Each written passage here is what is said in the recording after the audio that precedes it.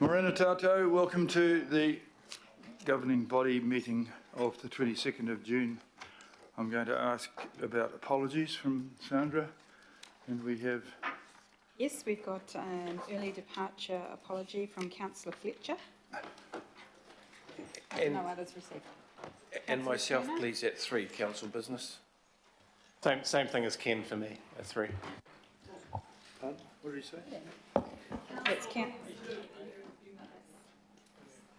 Oh, And I've got to be gone by 2:30. Thank you. So we have early departure from Councillors Fletcher, Turner, Henderson, Darby. Oh, excuse me, I've got And a... Foley. Councillor Foley. It's got to pop out at midday for about 10 minutes on council business. Thank you. I have to leave by 10, so I'll be here till 10 p.m. Thank you. There's no further apologies. oh, that lot there, we better get on with it, hadn't we? I think good of you all to make it. Yeah, move the apologies. Anyone in favour? Someone said second, yes. Fletcher said second. All those in favour, please say aye. Aye. Contrary, no. Thank you very much. Carried. Right, we'll get on with it. And we'll just do the online. Online numbers, who's there for... So online today we have Councillors Dalton, Ferry, Foley and Butley. Okay.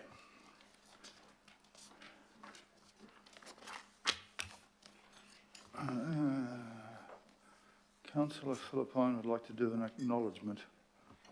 Okay, do you want to do an acknowledgement, Philippina? Yes, I do, Chair. And just to colleagues, the acknowledgement is for a young lady who is leaving after 34 years at council. I know in previous terms we always used to acknowledge those who have dedicated their lives to Auckland Council. So, Chair, if it's okay with you, I'm just going to ask Priscilla and her immediate boss just to sit up at the table there. I just have a few words just to acknowledge her, and then I've just got some flowers to present to her. So Chair and colleagues, Priscilla here, I'm just going to read. Priscilla has been with Council for over 34 years after spending 21 years with Manukau City Council and then having been with Auckland Council throughout the 13 years of its existence. Priscilla has been the person behind many of the great leaders, including having supported Ian Maxwell, Mace Ward, Rob McGee, and more latterly, Dave Stewart. And he's obviously had the privilege of having Priscilla at his side, telling him what to do and what to eat. She has worked for Council her entire working career here in New Zealand. Priscilla is the consummate personal assistant, and her professionalism and connections are second to none. Her contribution to this organisation over the years is phenomenal, including supporting the establishment of the Park, Sport and Recreation Department in its various forms, and recently the Active Communities Department. I personally remember Priscilla at Manukau City Council, so from me and my family, Priscilla, thank you so much for your service and dedication to Manukau, but also to Auckland Council. So Priscilla's contribution to Auckland doesn't end with her retirement. She plans to become a volunteer at the Auckland Botanic Gardens, amongst spending more time with her whānau and especially her grandchildren. So I've just asked Councillor Leone if she could just present some flowers to you, Priscilla, and to say thank you so much. This is her last day working at council, so thank you so much, Priscilla.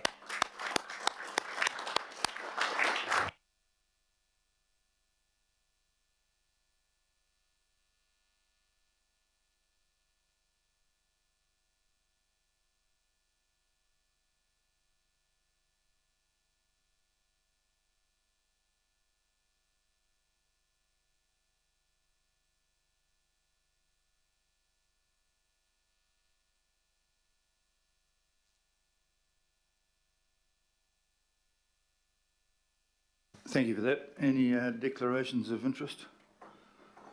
Confirmation of the minutes. Moving a seconder, anyone?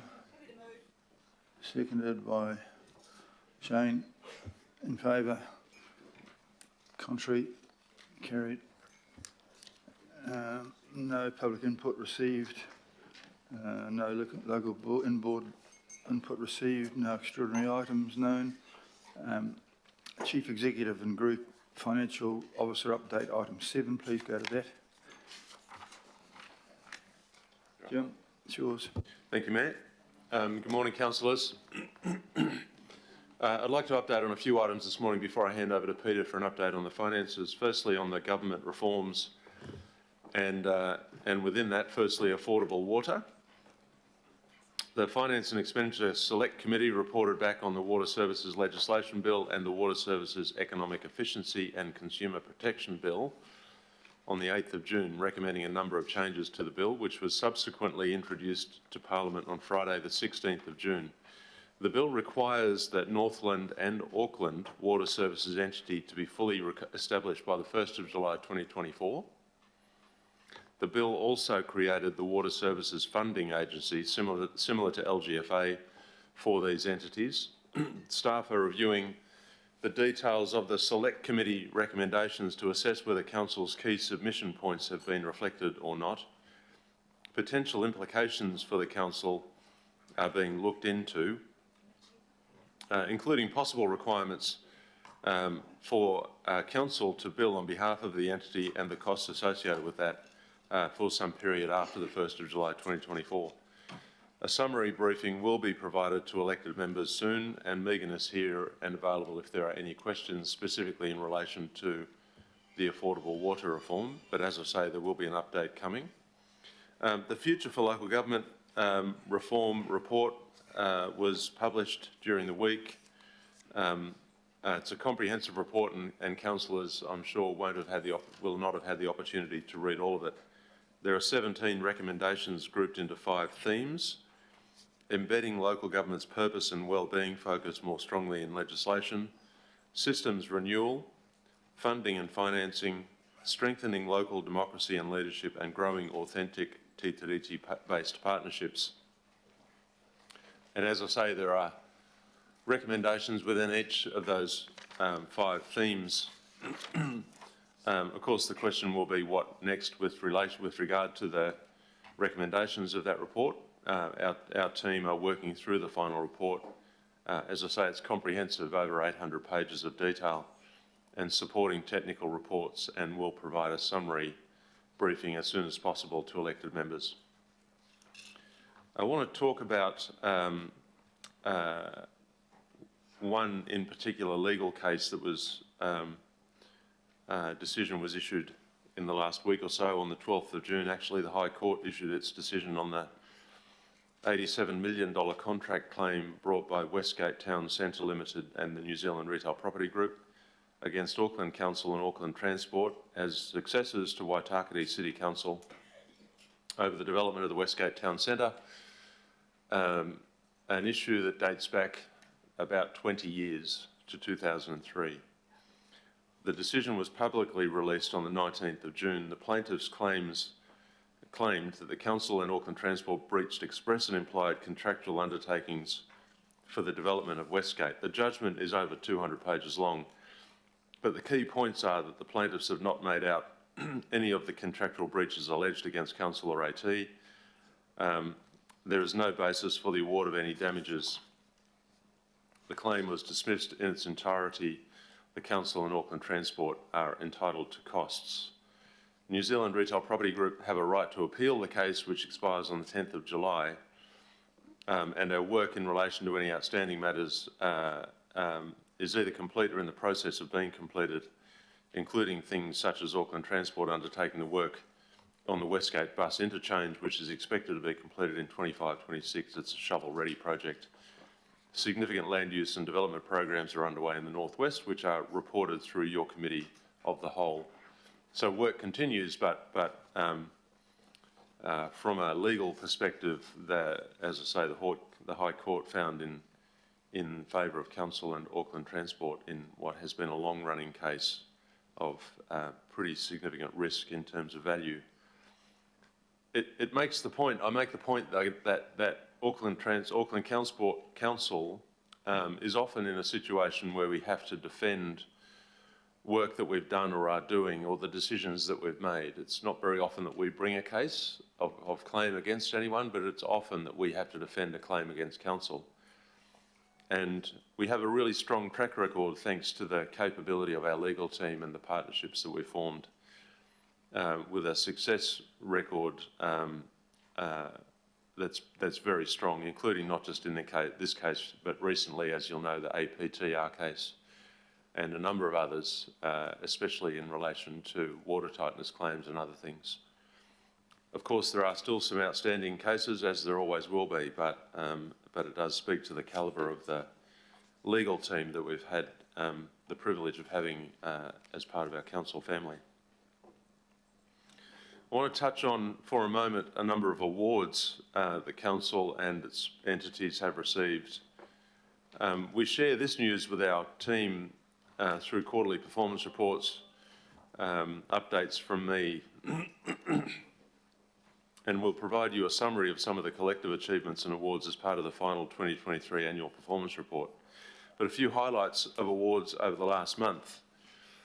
The Whangatau and Martins Bay holiday parks both retained their Qualmark 4-star Silver Sustainable Tourism Business Awards. The Walmsley and Underwood Park, Totara Park and North Shore Memorial Park Cemetery and Crematorium have joined 7 other Auckland Council parks as being recognised as some of the best green spaces in the world in the annual International Green Flag Awards.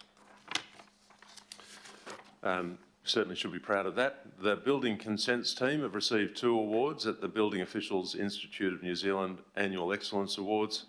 The Organisational Commitment to Community Service and Response Award, acknowledging the Council's response following the floods and cyclone, and their support to our communities under extreme pressure, was one of the awards. The other award was the Unsung Hero Award, and was received by Jeff Farrenson, who I'm sure a lot of you will know.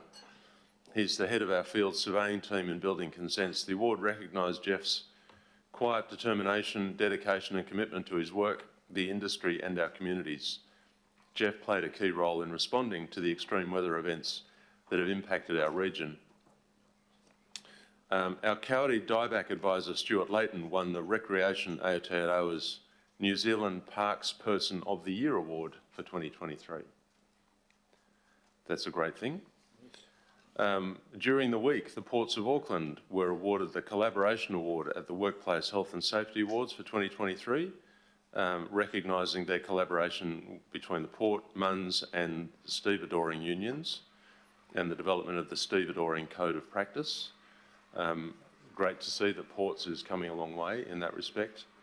And Auckland Council itself was awarded the Engagement Award at the New Zealand Workplace Health and Safety Awards 2023, recognising the work done to improve health and safety outcomes across Council. Again, a fantastic recognition of the work that our team have done over the last couple of years. When two or so years ago we were looking for examples where we could learn from others, we are now being approached by other organisations who are wanting to learn from the work that we've done in many of those areas of our work. So there's lots of things going on. Often we're very focused on the problems that we've got to solve, but it's nice to know that the work that's being done is being recognised in various ways across New Zealand. Well done. Let me hand over to Peter. Thank you, Jim. So this continues the trend of previous months, and we have the end of year deep dive coming up shortly as well. And it is also the shortest day, and as such, I don't think I'll dive too deeply into a list of numbers and variances for you, but I will cover some of the highlights and of course be around for questions afterwards. So if we look at the Auckland Council Group for the 11 months to 31 May 2023, capital investment year to date 2291 million against a budget of 2375, so delivery of 96% of budget. Now obviously the numbers are important, but the highlights are really what is delivered delivered within that. One I'll call out is the Central Interceptor project. The tunnel's progressing well. There's 6,100 metres tunnelled to date, with all 16 sites now active and major works being carried out across the project. And there was an open home or open day at Mount Albert last Saturday. Direct revenue was 4% favourable to budget, with the same drivers as last month, with unders in public transport, water care interconnection charges and overages or over-exceeding and water and wastewater charges, port storage and demurrage, Aotearoa Wakakatahi operating subsidies and TAU fees, user charges and operating subsidies from Project Activate, which was not budgeted for. Direct operating expenditure was 1% unfavourable to budget, same drivers as last month again, and the unfavourable variance is really driven by the weather events and the OPEX related to that. One other update which is new this month, and that's a non-direct revenue. This was favourable by 191 million above budget, and that's primarily due to the recognition of the very generous gift of the Robertson Art Collection, which was valued at 177 million during May. Yeah, quite a remarkable gift. Net debt is always a focus, of course. Net debt increased by 872 million year to date, so is just a tick under 12 billion, and of course that is used to fund capital projects. A wee bit of context on that. So the net debt balance as at the end of May is in line with the year-end budget. It's about 19 million variance from that. The book value of debt at 31 May does include 229 million of unrealised foreign exchange rate losses on debt in other currencies that are converted to New Zealand dollars. Now, these are purely fair value book adjustments that we have to do for statutory reporting. Does not mean we've borrowed more money or that we have to pay more back, because we've hedged all these transactions at the date that we enter into them. So we've locked in the exchange rates, but we have to report it. So a further impact in this space is that we have received less capital funding revenues that go towards funding our capital, and these include development contributions, capital subsidies and asset sales, and they were under budget as a group by 112 million, and so we had to take on more borrowings to fund the capital projects. This was all offset by working capital movements, and that's mainly due to the receipt of rates revenue that we had in May 23. So those are the key items, although I would like to do a quick update on Auckland International Airport Limited. So firstly, I will state I have only publicly available information in front of me, so there is no other information that I am bringing into this forum. I'm going to refer to the budget calculations. So they were based on a share price at 17 April. Now, we did talk about at that time that share prices were subject to market movement, and in fact the realised price from any sale would be different due to a number of factors, and we can see that that has been occurring. There's been some market movements both ways since the middle of April, and an update to the airport company's dividend policy as well. These movements do not fundamentally change the financial assessment of the decision that was made, and I'll walk you through that. In particular, if we assume that the change in share price is reflected in a sale process, and again, no public information, nothing other than public information here, then the interest savings would be less. However, the foregone dividends is now less as well. So there is a slight net benefit from these offsets.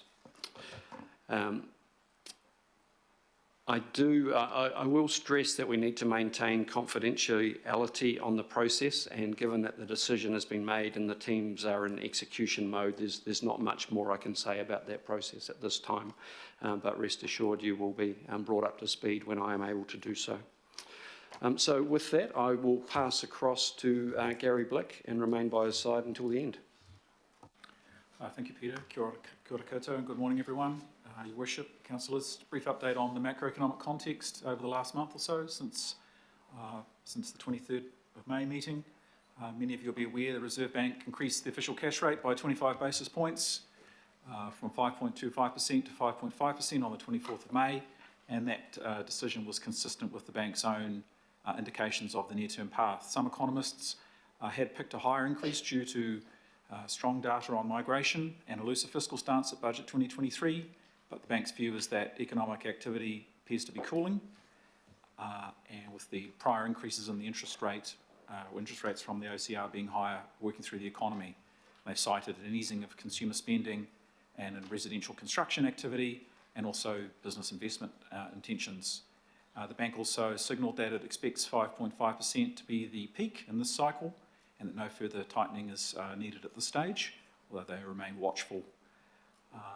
They expect CPI inflation to return back to target within a band of 1 to 3%.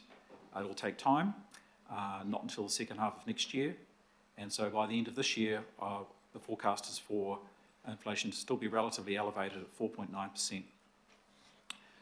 Wanted to draw to your attention, data on GDP was released last week, showed a decrease of 0.1%.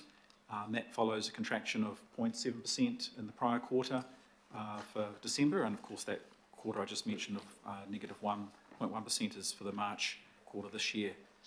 So technically that is referred to as a recession using the commonly understood definition of 2 consecutive quarters of contraction, but of course the latest increase or decrease is very small and is subject to revision, so by the slimmest of margins.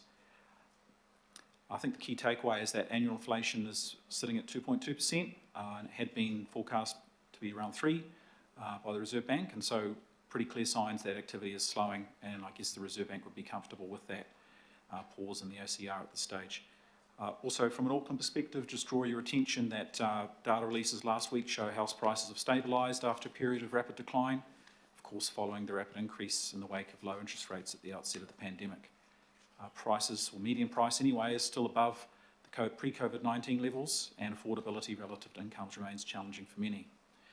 The data out last week also shows some upward pressure on Auckland rental prices, and that's likely due to the rebound in inward migration that we're seeing at a national level flowing into Auckland as well, particularly since those border restrictions were removed in August last year. So I'll leave it there and be available to take questions. Thank you.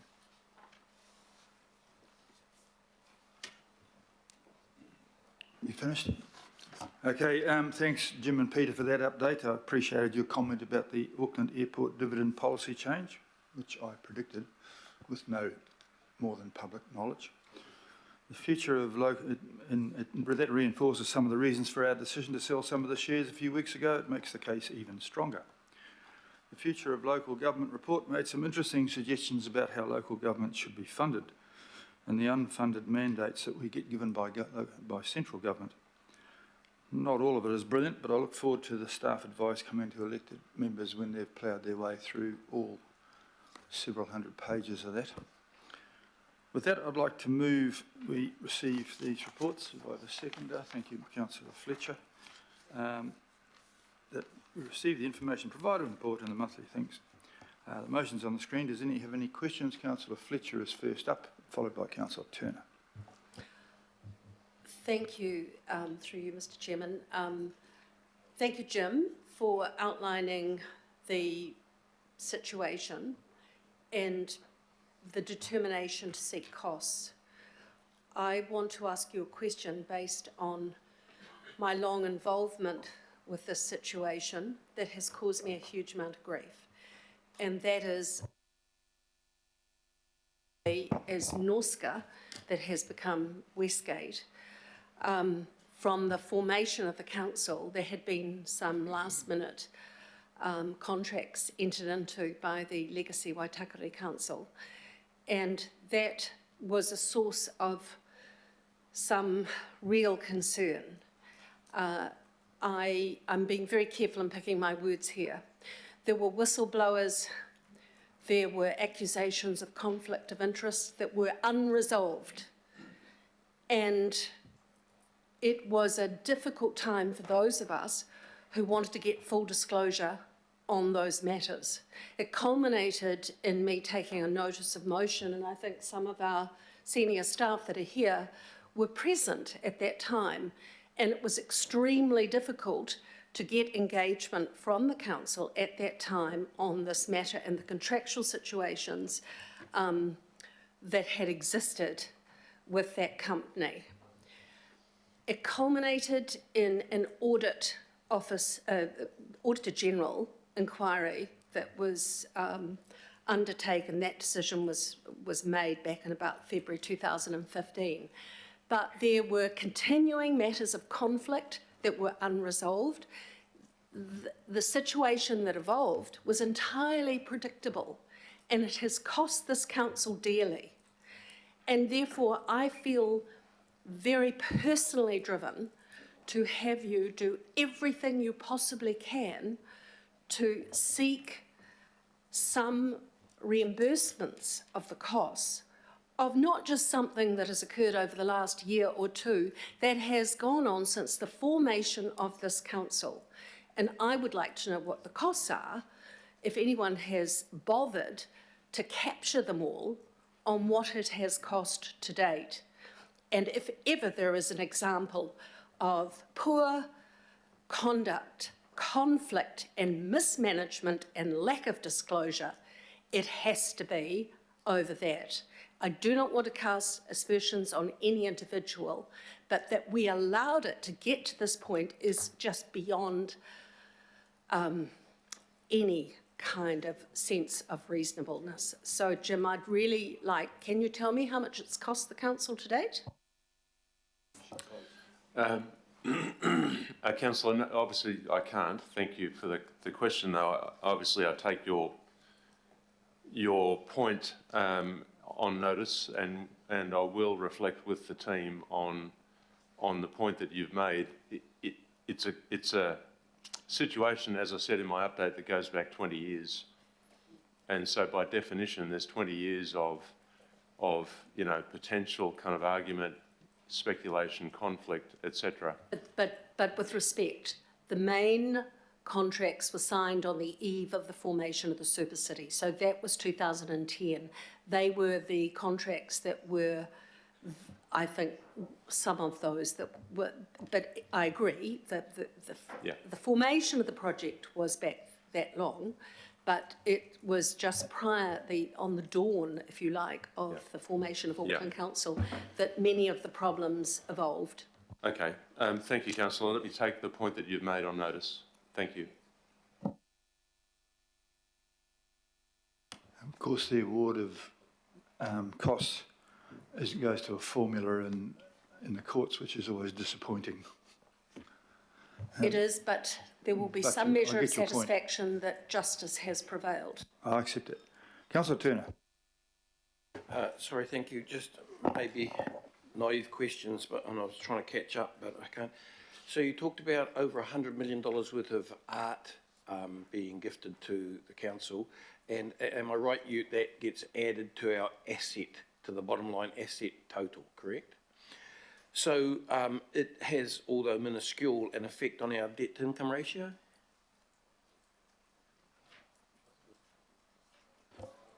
Zero, because it doesn't impact on debt or revenue. But what I mean is we could borrow against that value? Not particularly, no. Okay, thank you.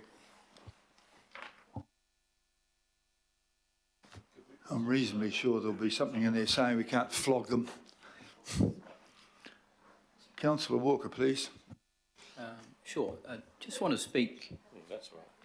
further to the gift of the Robertsons, and while we may have acknowledged that gift in the past, I just put the question as to whether or not there's a possibility to acknowledge it again.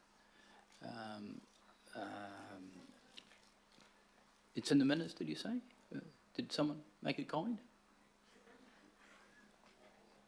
Right. I said bring them in and thank them. He's dead, Julian Roberts. He's actually There's no dead, big so you beneficiaries. can't do that. So, His wife Josie is alive.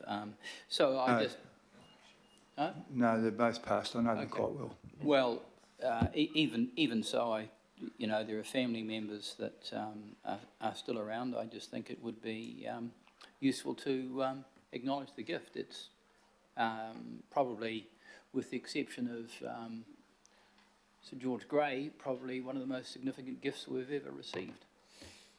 No problem with that. Okay, thanks. Okay. Debate? No further debate. I'll put the motion that we accept that. Thank you very much. All those in favour, please say aye. The contrary, carried. Thank you. Very good report. We'll move to item 8, the Recovery Coordination Office update, which is very topical. I'll call Matt to the front, I think. And whomever, Mace and Nick and Craig. Are you there, Craig? He was there. It's hard to miss. Man in the house. Okay, he's just gone out to make space for some water. That was a joke, actually. For those who don't know, here we are.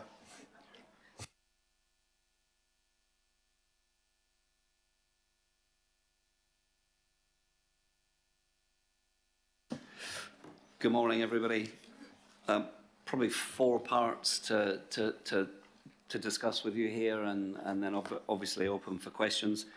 I'll just give you a brief summary of kind of the key parts of the report that I'll take as read, the Recovery Coordination Office report.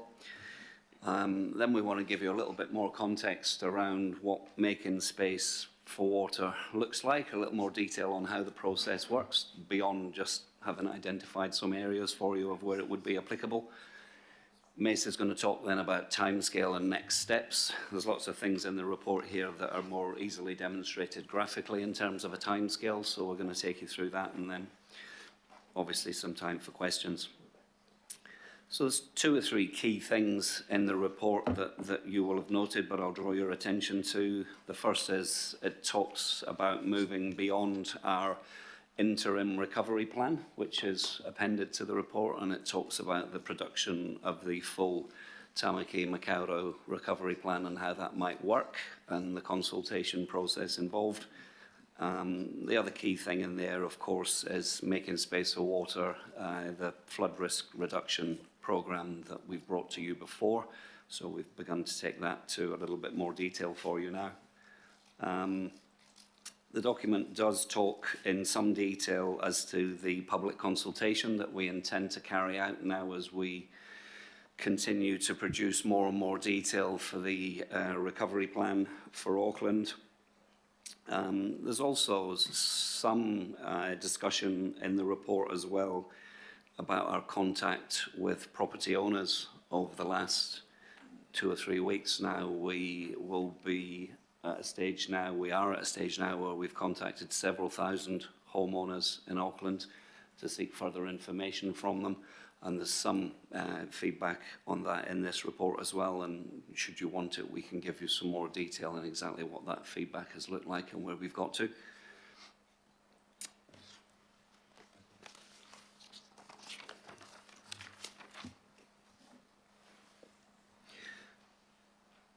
Generally speaking, the process for consultation now over the next few months concentrates on the most affected areas of the community.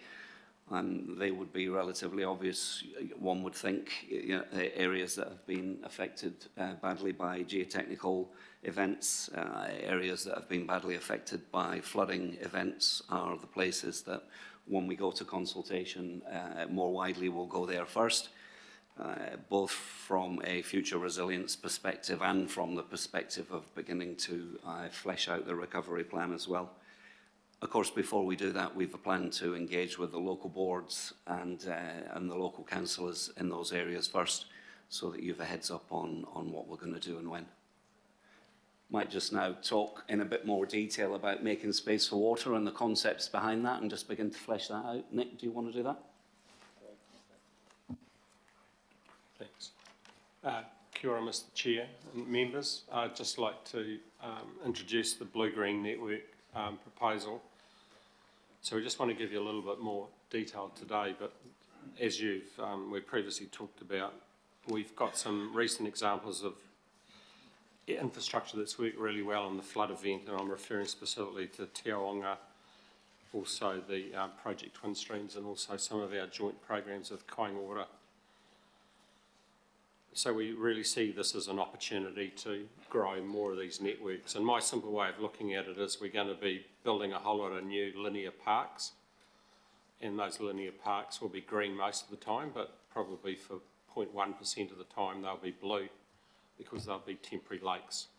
And that's basically the principle of how the blue-green network is designed to operate.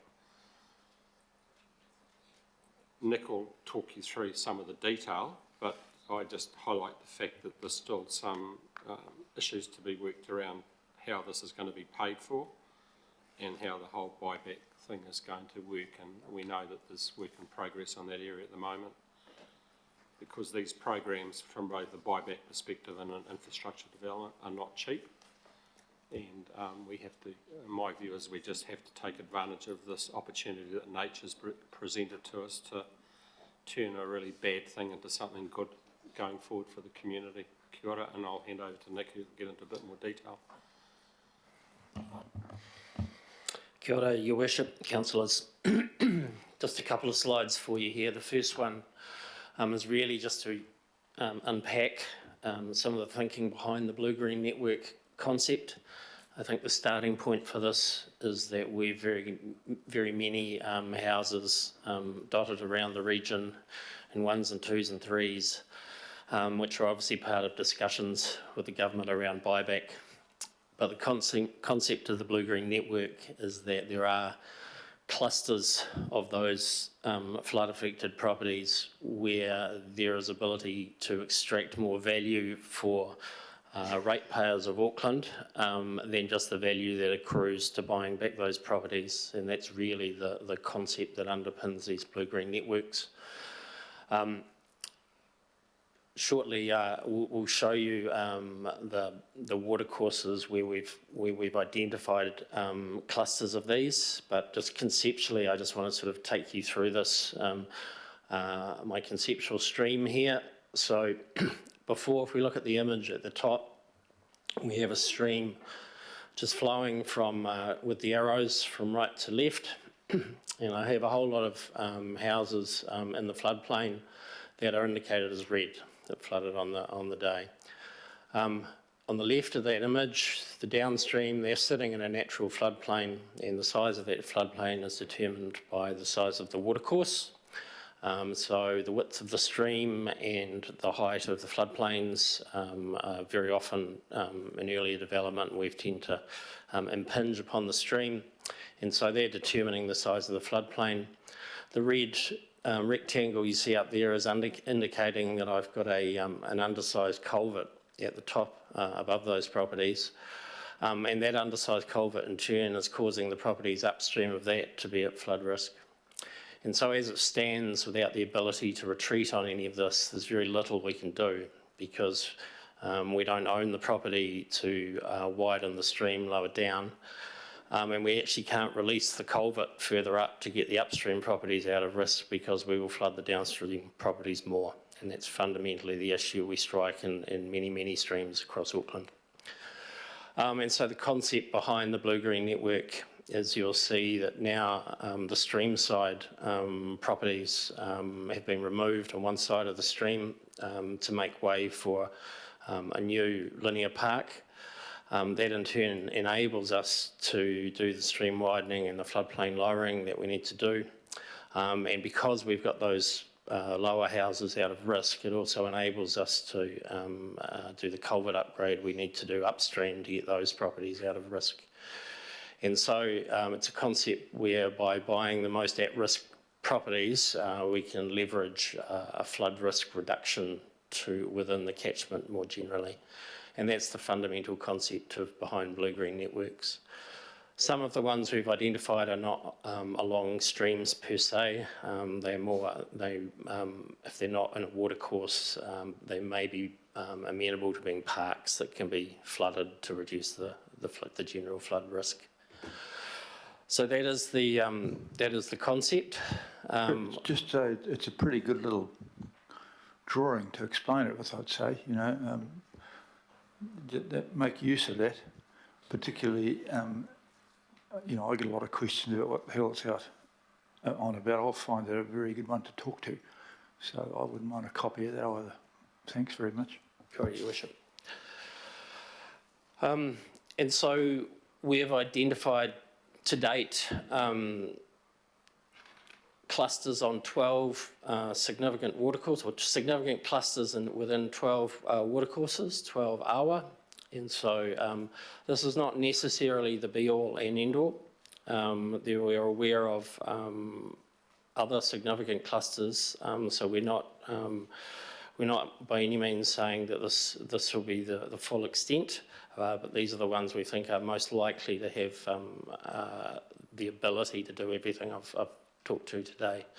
So broadly, they are the Waido, the Kumeu River around Kumeu Township, the Waimoko, Swanson streams, the Opanuku, Porter Stream in Glen Eden, the Faux Stream around Blockhouse Bay, Te Awanga, where we've already done previous work.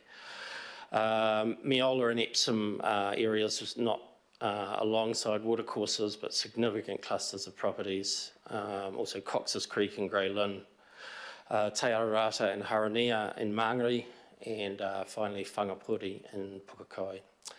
And those are the, if you like, the 12 awa that we're focusing on currently, and clearly we're taking an interest in seeing the response to the to a categorisation and buyback scheme in those catchments. And I will leave it there.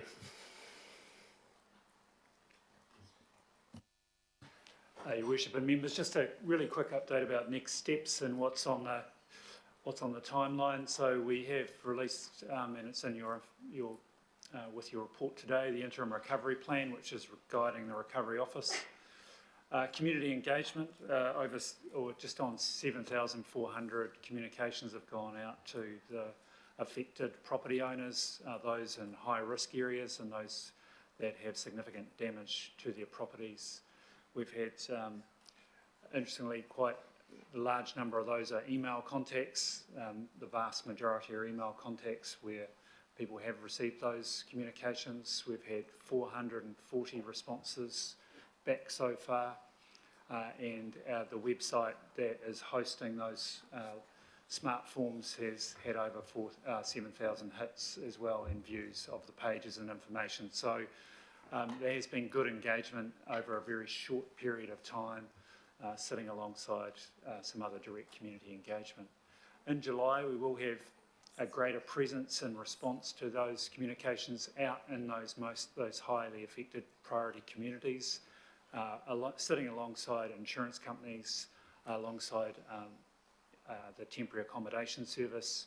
I would say that a lot of our feedback has been for social need and housing need, as well as providing information on property damage. Governing body consideration of decision for making space for water, and in the consideration of the share and any funding with central government will also come to you in July. That will be around infrastructure and the consideration of the government's proposal around buyouts of properties. And then in August, community consultation on the recovery plan, which will outline those initiatives that respond to the extreme weather events we've had in 2023. And significantly, as you've heard from Nick and Craig, the Making Space for Water program, how we respond to the land stability program, and significantly the infrastructure program. So we've been working alongside the key, typically horizontal infrastructure, public sector owners, and identified over $2.5 billion of works that are required in Tamaki Makaurau for infrastructure repair. That's not resilience, it will have a resilience component. So there's a significant work stream in that area that we'll be able to update you on. And then in August, late August through September, the geotechnical land stability work comes back in from the West Coast, and we will be expecting more geotechnical land stability assessments from those other areas affected by slips and the like across regions, across the region, other properties. And then the consideration and adoption, publication of the recovery plan in September, acknowledging that that will have quite a long tail on it in terms of transfer from the Recovery Office into BAU functions for Auckland Council Group and the other public sector agencies as well. So there is a long program of work. So thanks very much, Your Worship. Thanks, members. Is that it? Okay. That's an excellent presentation, thank you. And now, I've got a number of people wanting to ask questions, but before you do that, just remember that with your questions that we will be discussing more in the confidential section, stuff about the voluntary buybacks. So if it's about that, just hold off for later, because that relates to commercially sensitive matters. And I've got something to say about that later on. I think it's important to note there's a lot of technical work to be done, and the government has said they want the process completed in 12 months. The voluntary buyback one, they wanted to have it in the next 10 days. Well, that's not going to happen. I'm very keen to see progress on making space for water to work. But before moving to questions, I'll have a mover and a seconder for this. Stuart. And yeah, I've got. Calm down, please. The seconder is the deputy. The Deputy Mayor had a suggestion around asking staff to investigate the assistance that could be available for ratepayers who cannot live in their properties. Do you want to speak to that now, Deputy Mayor, before I go into the formal questions section? I'll ask a couple of questions and then I will get to that, if that's all right, from a process perspective. So my first question, thanks, Your Worship, Matt. First of all, thanks to you and the team. Great job, really, really great job. My first question relates to paragraphs 13 and 14 in the report. Given that many of the people many of our people in the community have been living and breathing, you know, all the trouble from January 27, why is it necessary to do further public engagement with them? Don't we know all the information already? Yeah, thank you, Deputy Mayor. There's probably two parts to that question. There's a technical part, which I'll start with. Particularly around the Making Space for Water programme, it's a really high-touch property-by-property engagement that's needed to understand that programme. You get into levels of detail around individual home floor levels, for example, and 3 homes next to each other in the same street may be treated completely differently depending on when they were built and how they were built and what their subsequent floor levels are. So there's a really detailed, high-touch engagement still needed that we haven't far from completed yet. More broadly, if you think about the programmes themselves, the Making Space for Water programme, they're significant, as I think you can probably tell from the presentation that the team's given. And something of that significance, plus the recovery plan itself, is of considerable significance. We need to consult more widely on those with the public. We can't just impose those things without consultation. That's just clarification. I think that a lot of people say, why are you coming back? Surely you know it already. Okay, get that. My second question is on paragraph 29, and Mace, you sort of alluded to it, but in the report it says that we're sending letters out to flood and cyclone affected property owners, noting that many of them aren't there. Well, how much confidence do we have that those letters are actually getting to the householders if they're not actually in their homes? Yeah, thank you. So as Mace said, the vast majority of communication has been by email. So in that regard, we've been fortunate, for want of a better word, that we haven't had to rely on post. Our public media engagement is focused on, and will continue to focus on, making people aware that if they haven't had a letter or an email, they can still contact us and the outcome will be the same. And we see that from the hits on the website, the enormous amount of hits that we've had on the website, which will take homeowners to the same place should they wish to go there, rather than having had a letter or an email. And probably important to say, there's no end date for this in mind. If somebody hasn't contacted us by, next Friday, that doesn't preclude them. It's an ongoing process, so there's plenty of time. And my last question, which I've spoken to you about, but just for public, for public awareness, You've lived and breathed about out, especially in the West, a lot lately. Have you had any approaches for rates relief or hardship assistance support, noting that we have successfully given out all those who have applied for Q3 and 4 of this financial year? Have you had any letters or approaches or concerns from residents affected? Yes is the short answer to that. Considerable approaches and correspondence. Certainly considerable approaches. At the Muriwai public meeting that we attended last week, the feedback was overwhelmingly about the need for more assistance, be it assistance from banks, assistance from insurers, assistance from TAS, and rates relief. Overwhelmingly was the message from the residents of Muriwai last week, verbally, with some members of the community in tears when they were having those conversations with us. And yes, we've got written correspondence now asking for consideration of rates relief from from one community group that I know of. Thank you. And so that, Sandra, I wonder if you could just put up the note. Councillors, just for your information, I've talked to both Finance and Matt about this. It's just really noting that,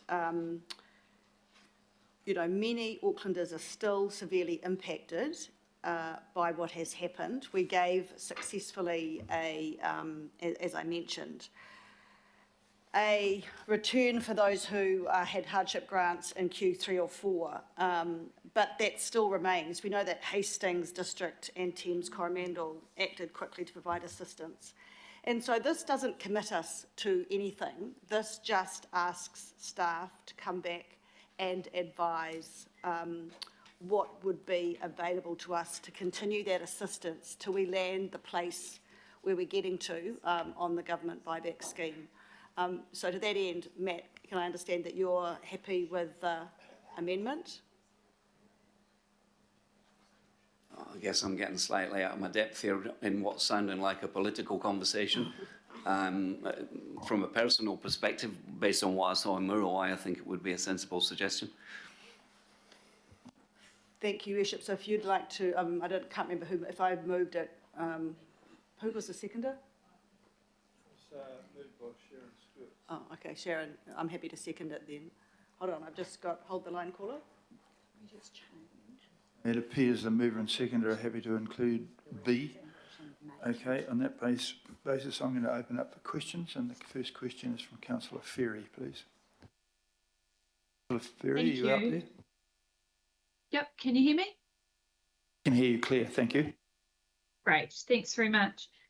So I really appreciate this work and, acknowledging that it's a big undertaking. At our last governing body meeting back on, I think it was the 23rd of May, I asked about, and not for the first time, there being a regional online briefing, sharing this information, what we're doing, what some of the high level thinking is. At the time, we didn't put it in as a resolution because the discussion with staff was that, yes, that would happen and it didn't need to be a resolution. But it still hasn't happened. And it's getting to a point of being quite frustrating. I understand that there's the targeted engagement happening with the directly impacted red and yellow stickered people. However, there's a whole lot of other people out there who really want to understand what council is doing and who may not have got an RBA. And I'm really worried that we're not doing as much comms in this space as we could be. So what's the plan there? Putting aside the very high touch, as you pointed out, direct conversations with affected property owners, what's the regional comms strategy? And when is that online briefing going to happen? Thank you. Yeah, thank you, Councillor. Potentially we could share with you our communications strategy. The Recovery Office for the things that you've talked about and many other things has a formal communication strategy that we work to. I appreciate and acknowledge that there can never be enough communication with enough people and frequently enough in these situations. That said, there is considerable communication going on, local board forums, iwi chair forums, and so on and so forth. But take your point that we haven't organised the session that you referred to, and I'll see to it that it's in the calendar. Thank you. Thank you, Councillor. Councillor Stewart, please. Thank you. I think Councillor Williamson's just sending a PowerPoint to Sandra. If you could put something up there. I have got some questions. Okay, so what the question is, with your presentation, I noticed that you haven't included Howick, Cockle Bay, Freiburg, Angelo catchment, and these are some catchments that I've been sort of banging on for a long, long time ago, but the presentation we're going to show you in a few minutes, and I know that the Mayor actually has seen this site down at Freiburg with one of the last floods we had, the property on Freiburg that we'll see the picture of shortly, it flooded it right into the garage once again. But one of I see point 21, you've got many parts of council have responsibilities that influence how we manage floods and build community resilience. One of the things that I've been asking for a long, long time, and I know a number of the councillors around here, Councillor Watson and Walker, have also been out to have a look. One of the things that I've been asking is, in this picture you'll see, just across the road where we've had this flooding, one of the properties I've been asking, can we get the property owners to clean up and clear all the bamboo, because the culvert's really, the pipe's really, really small, and that's what's causing a lot of the problems, and it has been for a very long time. Anyway, so it's up there now, so can we just move, I'm not sure which one's going to come up first, so Sandra, can you just move to another slide? And yeah, if you see just across the road from where all the flooding's happening, where the letterbox is, there's, I think it's a big pahutakawa tree, and a whole lot of bamboo. Well, that property there, that is one of the things, that's one part that's really causing most of the issues with clogging up the stream. Can we make sure that we, can we add Howick, Pakaringa, Cockle Bay into the work we're doing, please? I can go a step further than that, Councillor Stewart. You must be reading my mind, because I'm actually drafting an email to you and Councillor Williamson this morning. We actually have a project to deal with this risk, which we're currently just completing the business case at the moment, and then we'll go into detailed design, and it'll become part of our program, and we're looking to kick it off in physical works in 2024. So, but it doesn't require in order to execute a solution that works for this community, it doesn't require any property buyback. So we're able to do that with a new infrastructure investment, which is why it's not part of the Making Space for Water program, because we don't need to make any more space. We can just treat this as a BAU project that is done by Healthy Waters on a regular basis. Kia ora. Yeah. Could you just flick through the next three so you can just see how bad it is? Neighbours have actually had to, the people were away, neighbours had to actually break into the house to release the water, so it is quite serious. So it's not just out west, it's happening everywhere, and it's just that, the last couple of rainfalls have been out west, but we get it out our way too. Thank you. Yeah, so just so everyone's aware, this was a consequence of a localised high rainfall that occurred in Howick on the 9th of May. This isn't in relation to any of the January or February events. This is in relation to the 9th of May, and this is, unfortunately, when we get local storms, this is exactly what we thought would happen, which is why we've got this as a priority project to fix. Kia ora. Good response. Thanks very much for that question, which was, it is being dealt with, and it doesn't need to be part of the green, blue-green. So good response from everybody there. Councillor Henderson, please. Thank you. Just regarding linear parks, and just prefacing it by saying what a fantastic job you guys are doing. So thank you very much for all of this work on the blue-green network, and certainly very much needed in these areas identified in Waitakere and across the city. How are we going to involve local boards in this kind of conversation? And I've got a bit of a follow-up, but what do you guys think about that?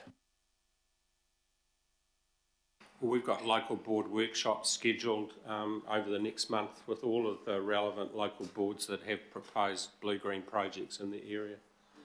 We really see the local boards and the local community taking a lead in all of this work, because they need to understand what we're doing, why we're doing it, because they are the communities that are going to be obviously the major, well, they will become major beneficiaries of the outcome, so they need to own it with us. And so we see this as being very much a partnership model we need to adopt. Yeah, 100% agree. Thank you for that. Just my follow-up is that if we're looking at linear park stuff, which obviously needs to soak water, what are we doing in terms of a transport space?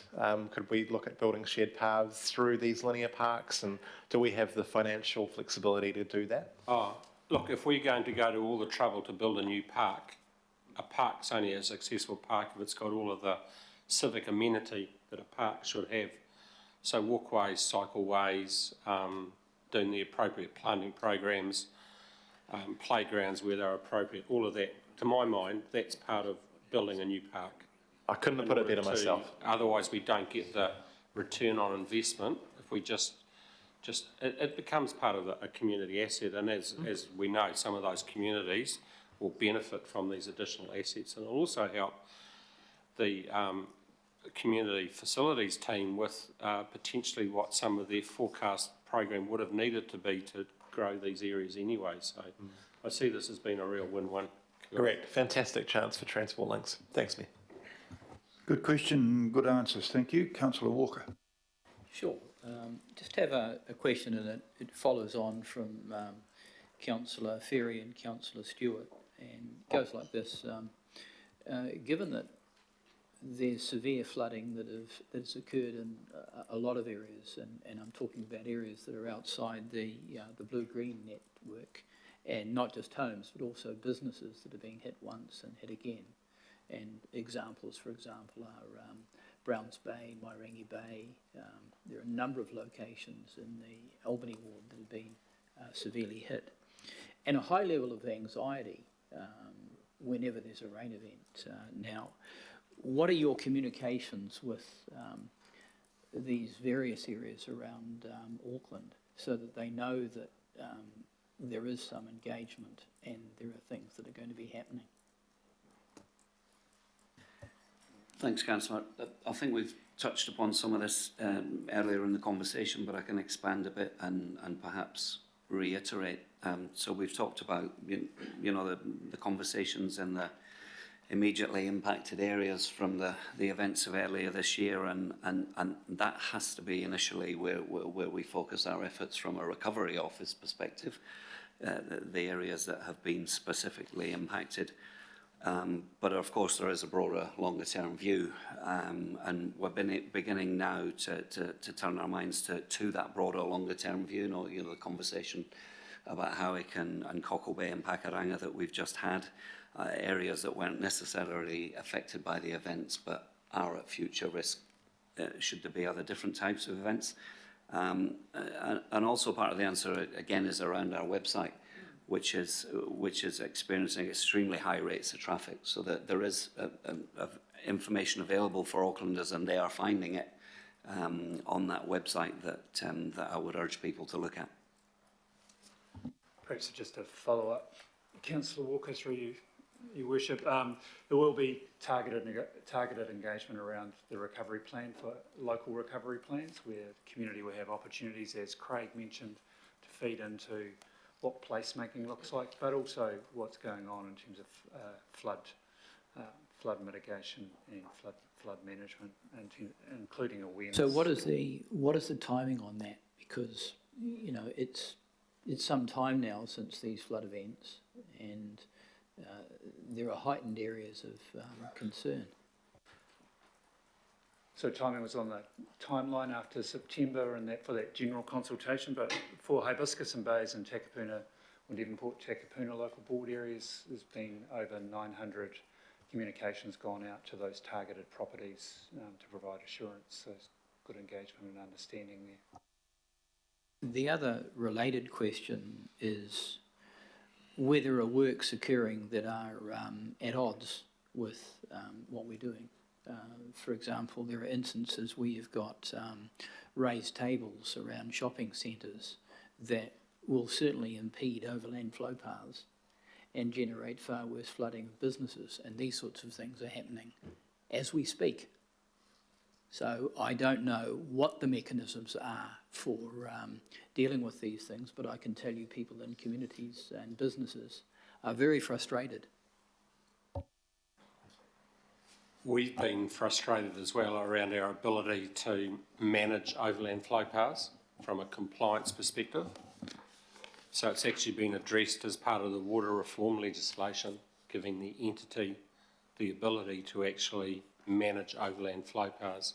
Because to be honest, if we're looking at a stormwater network, the overland flow path is actually a critical part of the network, and it structures within, as you quite rightly say, it structures within overland flow paths that actually cause unintended flooding consequences.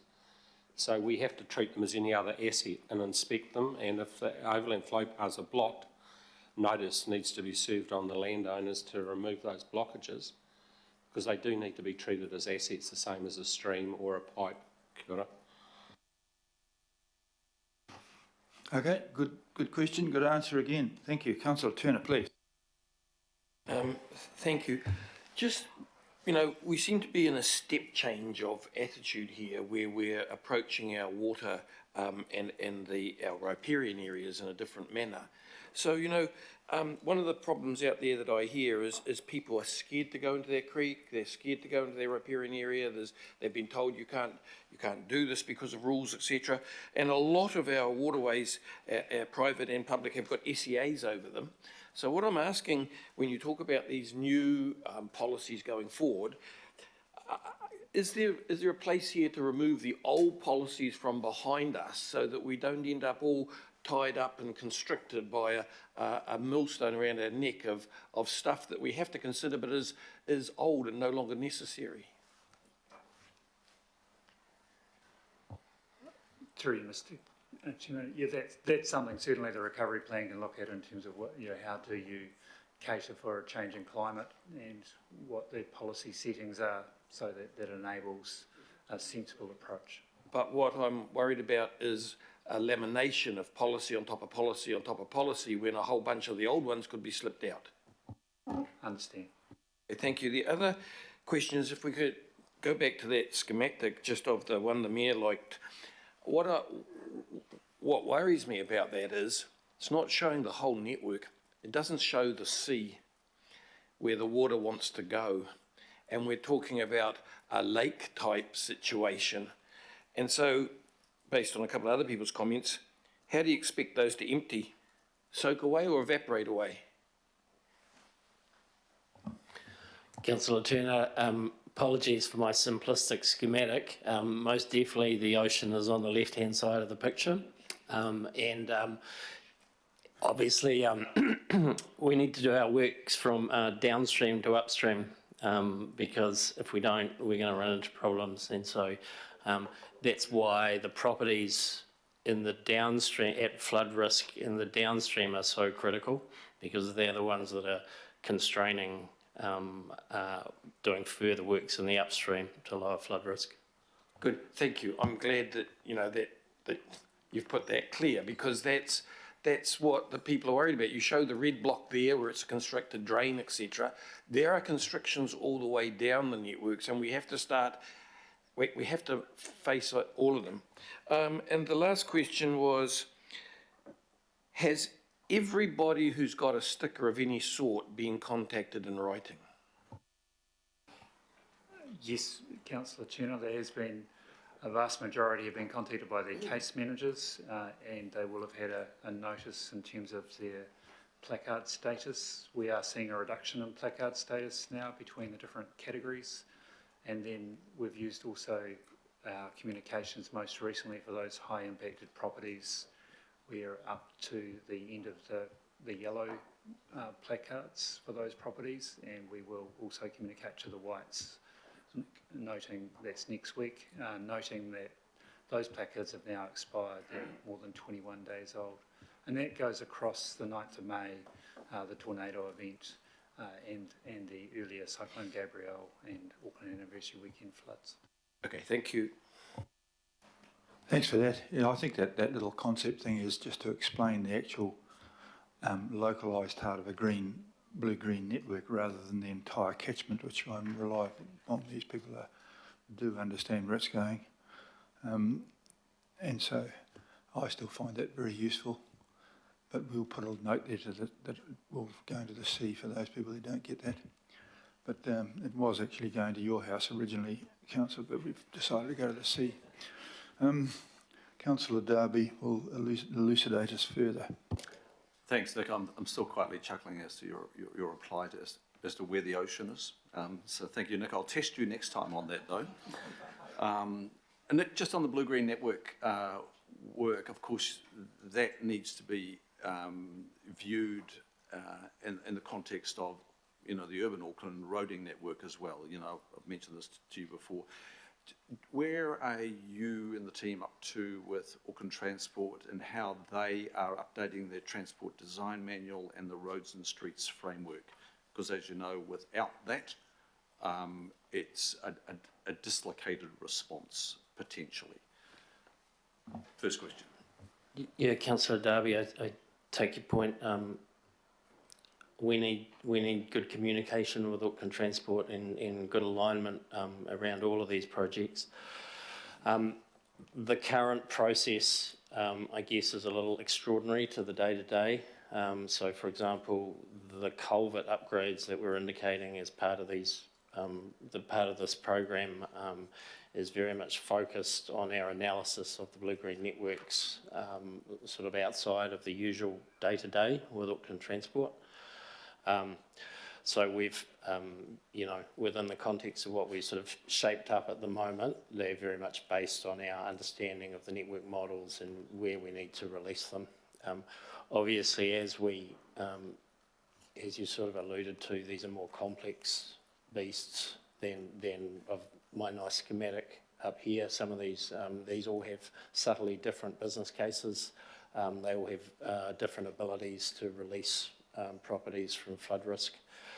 So we sort of need to work our way through those, which we'll get a better steer on once we understand the degree to which people want to be out of there. And I think once we get to that point, it's important that we're with Auckland Transport that we're aligned in terms of their strategy and ours. Yeah, look, I won't labour the point now, but look, I'm aware that they might be sort of moving to review those two documents.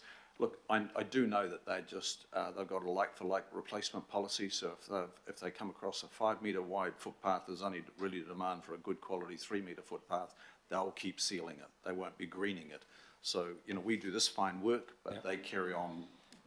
So our agreement with AT says that if we've got a culvert of size X and we want to upgrade it to X plus, Healthy Waters pays for the differential. So in the case of the culvert that Nick's got there, that would be funded by the Making Space for Water program, not a cost on AT to deliver the outcome. Yeah, and I guess I'm talking much wider than that. I'm talking about blue-green streetscapes. That's my second question, Matt, to you. Matt, you've got your feet under the desk now and you've got a lot of experience in this area. And you've got your coordination office in place, teams building.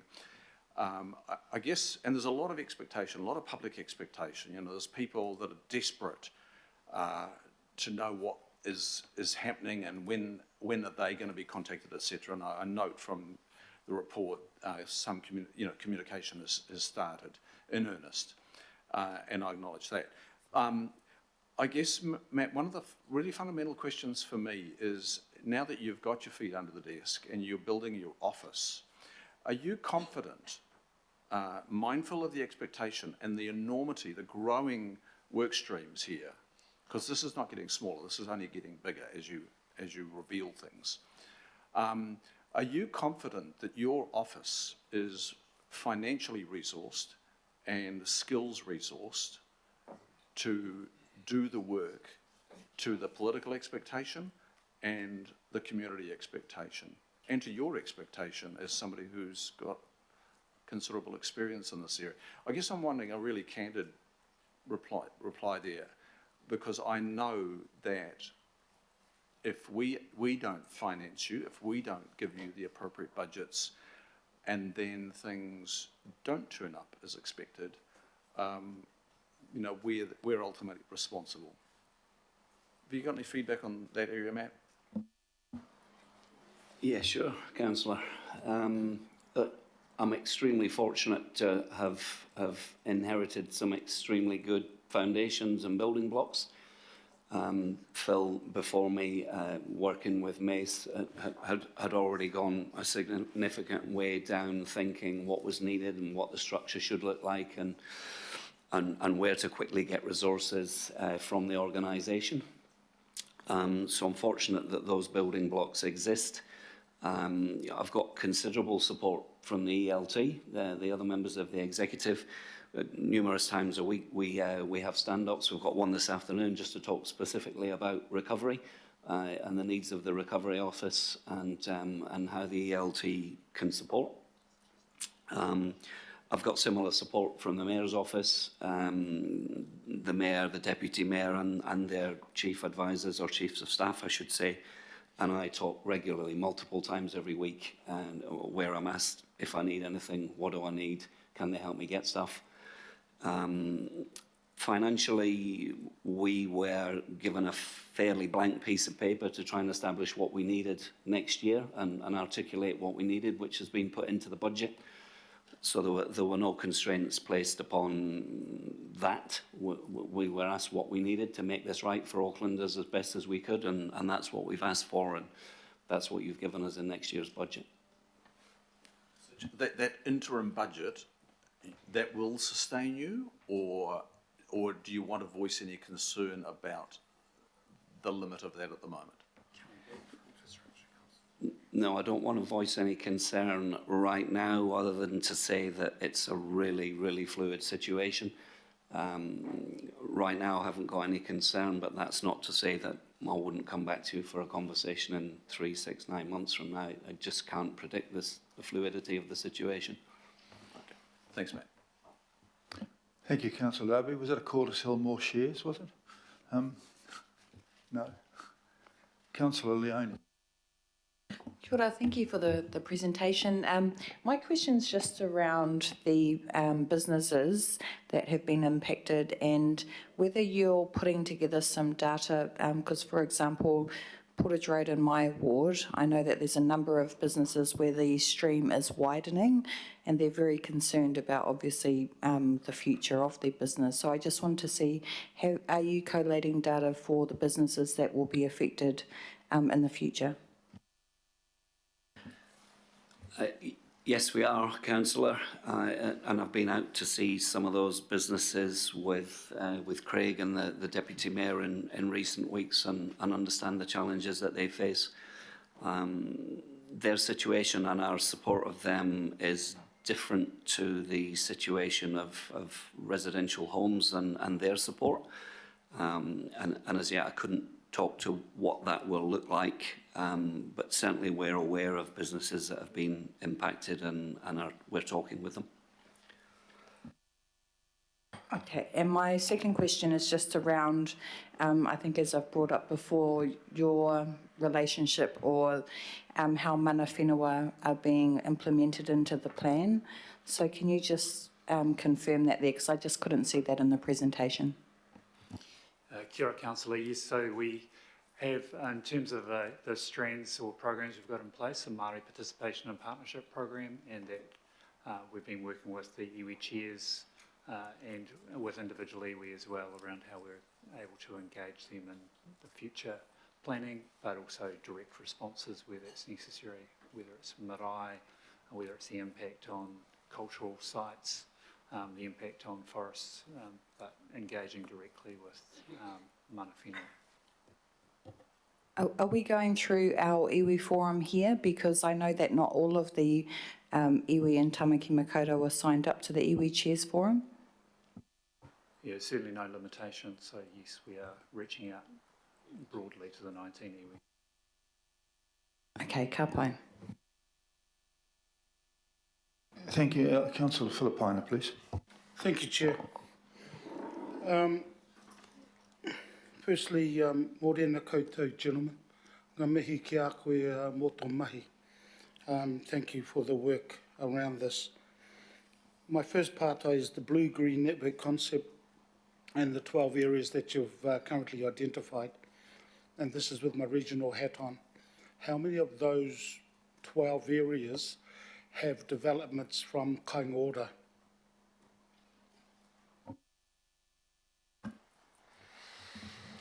The most significant develops, Kaio developments in there would be in the Te Ararata stream in Mangere, also the Haranea, also Te Awanga. There are Kaio land holdings scattered throughout the blue-green networks. So in fact, there are many hundred properties of Kaio's involved in there too, but they would be the concentrations. Sorry, Matt. Councillor, and we're all across that with kāinga ora at any level you could think of, from my level right down to individual stormwater planning and design to discuss how that interaction works with them. Can you share how the kōrero is going on with kāinga ora? I know there was some amounts that were mentioned when I spoke to the local board at the business meeting last night. I'm not going to mention that just in case it's confidential, but there was some values and massive mention of monies that they were going to put in. How are the negotiations with kāinga ora around what their contribution will be around those houses or developments, please? I couldn't speak to commercial negotiations with kāinga ora. What I'm saying is that we're talking with them from a practical perspective about the homes that are affected, and where they are, timescales. To some degree, the future streetscape that Councillor Darby talked about is a conversation with kāinga ora as well, particularly where they've got dozens and dozens of homes in these blue-green networks. And also another example of collaboration with them would be the letters to their tenants. So that tenants obviously live in homes that have been affected. So they're helping us with that communication rather than us communicate directly with tenants. We've communicated with kāinga ora, and on our behalf they're having the resident communications about the potential effects on the homes that they live in. And through you, Chair, I've just got only the one more part, but I do reserve my right to speak. And if you could put me on the list, Sandra, that'll be great. The last part I have is around your memo that you sent and also subsequent email on the 13th of June. And it mentioned around those that are not insured. Has any work been done with all the CDCs that were set up during the anniversary floods? For example, I know in some of the CDCs there were MB had attended to talk to the community come in at the Mangere one. Also we had Tower, some of the other insurance companies. And has anybody contacted them to get at least the level of how many people in our communities across Tamaki Makaurau that weren't insured? Because so I just clarify why I've asked, because based on that email you sent, it was also those that weren't insured, because they're the ones that are actually struggling across Tamaki Makaurau. And I just want to make sure that we've done enough to get an indication as to how many weren't insured. And I just want to make sure that that gets done with the CDCs that were set up and the insurance companies that were in attendance. Kia ora. It's that group of uninsured homeowners is a really important and difficult one to identify, as you've rightly noted, Councillor. So whilst we've are beginning to gather really good data from the insurers, and the placards give us really good data and so on, it's a group that we're really struggling to identify, the one that you've just asked about. What I can tell you is that particularly in Mangere, we've got some resource going in there next week to start working directly in the community and having those conversations with yourself and anybody you can point us to help us understand that group. It's about the only way we can do it is to get into the community, to have the conversations with the right people, and go home to home and try and establish the nature of that group. Thank you for that. Councillor Hills, please. Thanks, Mayor, and I have a couple of questions. One was going to be around Mana Whenua, so that's great to know that we'll be deeply involved, because in Northcote with Te Ara Awataha, that's been a fantastic exercise there with similar projects. My question is, and I know we're going to talk about Category 3s more in the confidential, but I think it's important to talk about what we can talk about in public. There are obviously going to be some crossover, I imagine, so some Category 3s will also be homes we need for the blue-green projects, and how will those two things weave together? Will we be looking to buy all the homes early, because these projects are going to take a long time? Councillor Hills, I'll take that one. I think I alluded to the fact that all of these blue-green networks have very different business cases. And I honestly think we are going to need to understand the extent of to which the public want to buy into any buyout, if you will, because I think until we understand who voluntarily wants to go in these catchments, we need to just be careful about making any decisions about the remaining properties. Clearly, if we don't get given any other levers by government, presumably any remaining properties would have to be under the Public Works Act, which is how Twin Streams was run a few years back. And so obviously those are all concerns that we're very aware of, and so we'll be continuing to refine this once we understand the extent of Category 3s and those who want to go. Thank you. Will the okay, I was going to ask about compulsory, but with the process, and I want to acknowledge Healthy Waters for coming out to community and helping us with those difficult conversations.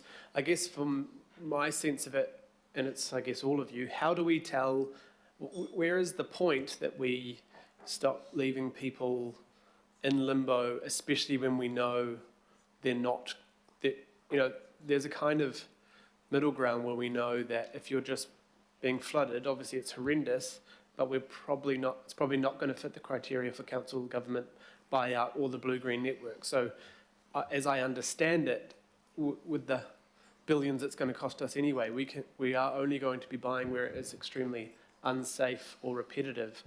But what people experience on the 27th, my understanding, a lot of people maybe think they're affected, but actually we like, at what point are we sadly ripping off that Band-Aid? Because it's pretty horrible for people, but we kind of need to tell them that they need to engage their insurance and or use some tools to... Probably Council Hills will come out in a bit more clearly when we have our discussion in confidential about where we are with the voluntary buyout solution with the government, which we are linking in with the blue-green until we quite know what the relationship is between us and the government with funding. I don't think we can really answer that clearly just yet. So if we can just park that and raise it again later in the day, I think it'd be quite helpful. If that's all right. I'm not trying to stop you raising questions. No, thank you, Chair. I just think, people are getting, are wanting to know, and I think there's probably a bigger sector of people that we're going to have that hard conversation with sooner. Will there be some way, and I know we discussed it in the Waido Valley with some businesses, some way to, for those people who are definitely not in, a suite of tools or ways we can make things easier to help them become more resilient as an individual property owner when there may be an expectation that we can, and I know the Mayor's been clear about that, will at the same time we have these hard conversations, could there be a toolbox or these are some great designs or we will help consent this really quickly for you to protect yourself through your own private means, just so it's sort of not several processes we have to take people through? Councillor Hills, I think it is important to set expectations around any buyback. The number of properties that we had that flooded, habitable floor flooding in these events was in the many, many thousands. And the numbers we're talking about of high risk, high hazard are the absolute fraction of those.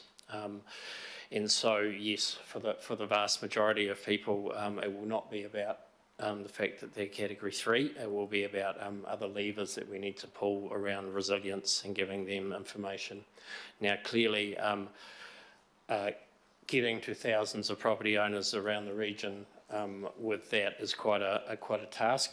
I think probably fair to say that we feel the need to give property owners who have some expectation of Category 3 that understanding as soon as possible. So we, in managing our way through that, we will be actively trying to triage stuff as rapidly as possible, so that we're not, we're not dealing with minutiae of stuff that's unlikely to be Category 3. And I think once we feel like we're on top of that that Category 3 side of things, our focus will start to turn to some of those other Category 2 properties that still need to be, still need advice. Okay, thank you. And last question, and it was, I guess, to more Councillor Darby's question and the way we change everything quickly. And I know that we're getting some great ideas and activities through the PEP committee as well. But how do we get the change or change of design as a whole of council body on things that are already happening, such as road rehabilitations or projects that are going on? We do it in a random sense, sort of. I can name some great projects around the city that we've already done, but it's not sort of taken on as everyone's thinking that way. How do we get that change quick, so we're not spending millions, hundreds of millions of dollars this year on great new projects that don't include green infrastructure by intention? Like, how do we make sure we talk about all the great new developments that have happened with all these rain gardens and things? How do we get that happening automatically without years of policy change? It's true, you, Mr. Chair.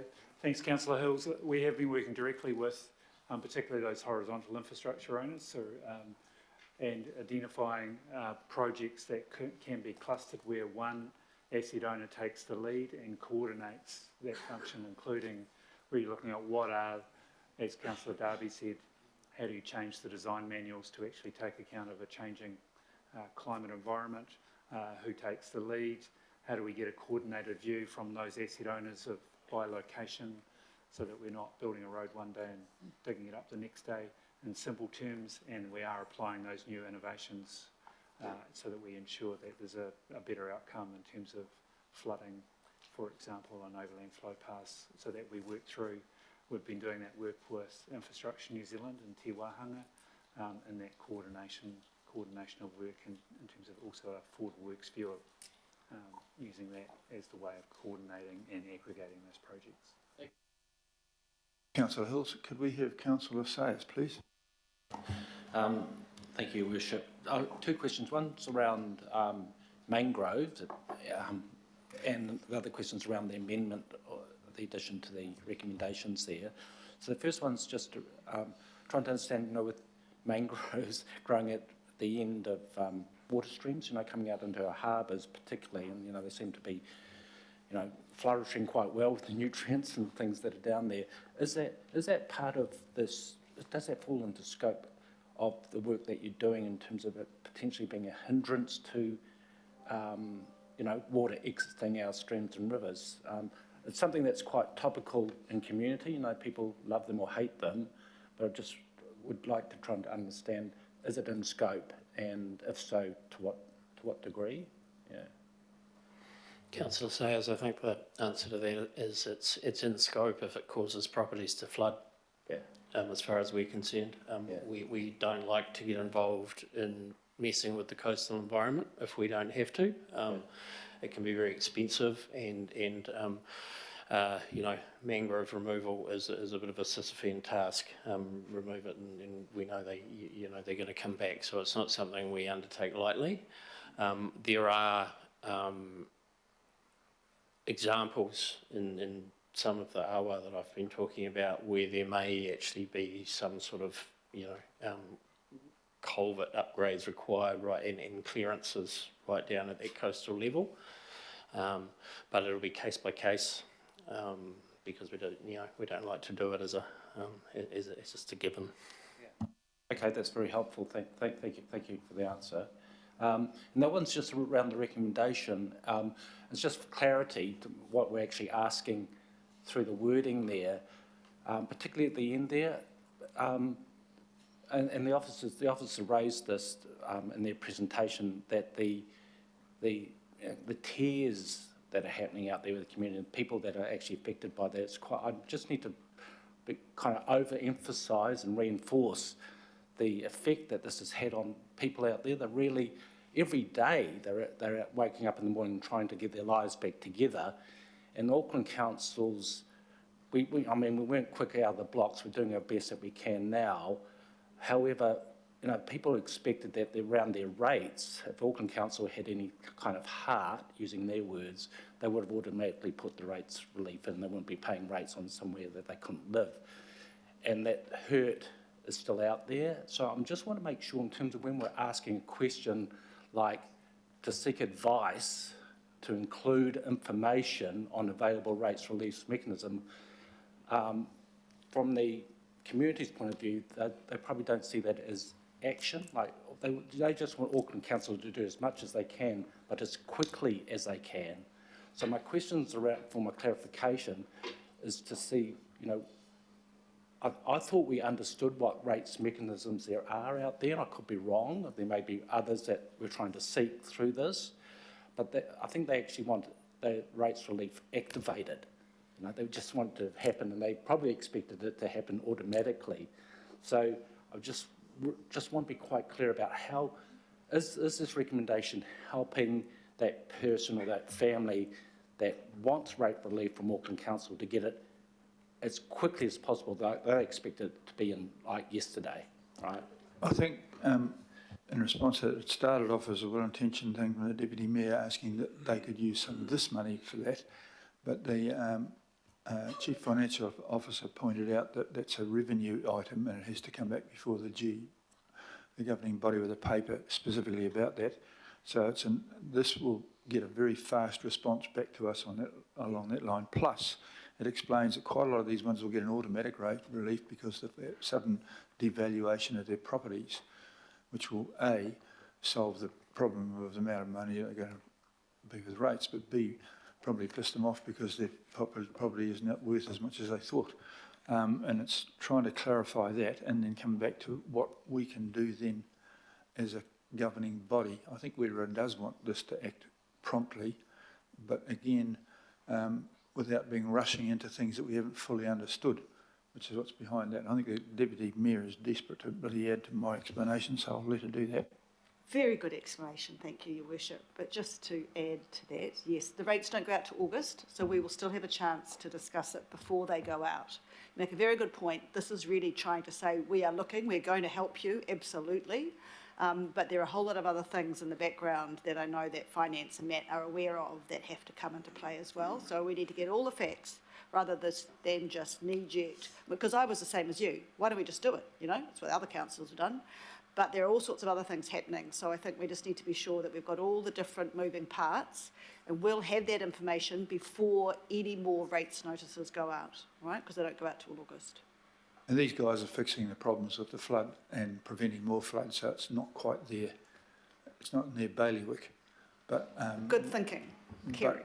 Yeah. Good stuff, and shows that we're all worried and concerned on behalf of our ratepayers. Councillor Fletcher. Thank you. My question sort of has been asked in part by Richard and also with Greg, but thank you, gentlemen, for the work that you've undertaken on this. The concern that I've got is really about a community that is wanting certainty and not creating unrealistic expectations. I know that in my community, the local board have organised 2 public meetings next week, and it does concern me that those communities are coming wanting answers, and we're not going to be potentially at a point where we can provide all of the answers that they want. So how, gentlemen, are you planning to front public meetings and manage expectations with people who've been savagely hurt by the flooding experience? Thanks, Councillor. I think it depends on which questions a homeowner's seeking answers to there. Our experience in Muriwai, I think the week before last now, was that actually things are happening so quickly that there was quite a lot that we could share about where the geotechnical works got to, that yes, we could reaffirm the timescales that we talked about previously about when that would be ready. We were able to, in flood affected areas, you know, we've communicated now and been able to say that those that have given us feedback, we'll get back to them in 6 weeks and begin the next stage of engagement in 6 weeks. And all of this information is happening and developing really quickly, week on week on week. So I think there are questions that we can answer, and whilst I would never say that we had all of the answers in Muriwai last week, I think going into these communities now, we are able, because things are moving so quickly, to give almost real-time updates that are helpful. Clearly, there are some questions that we can't yet answer, and there'll be some confidential conversation about buyouts and such like a bit later on. But there are some things that we can talk to because things are moving so quickly.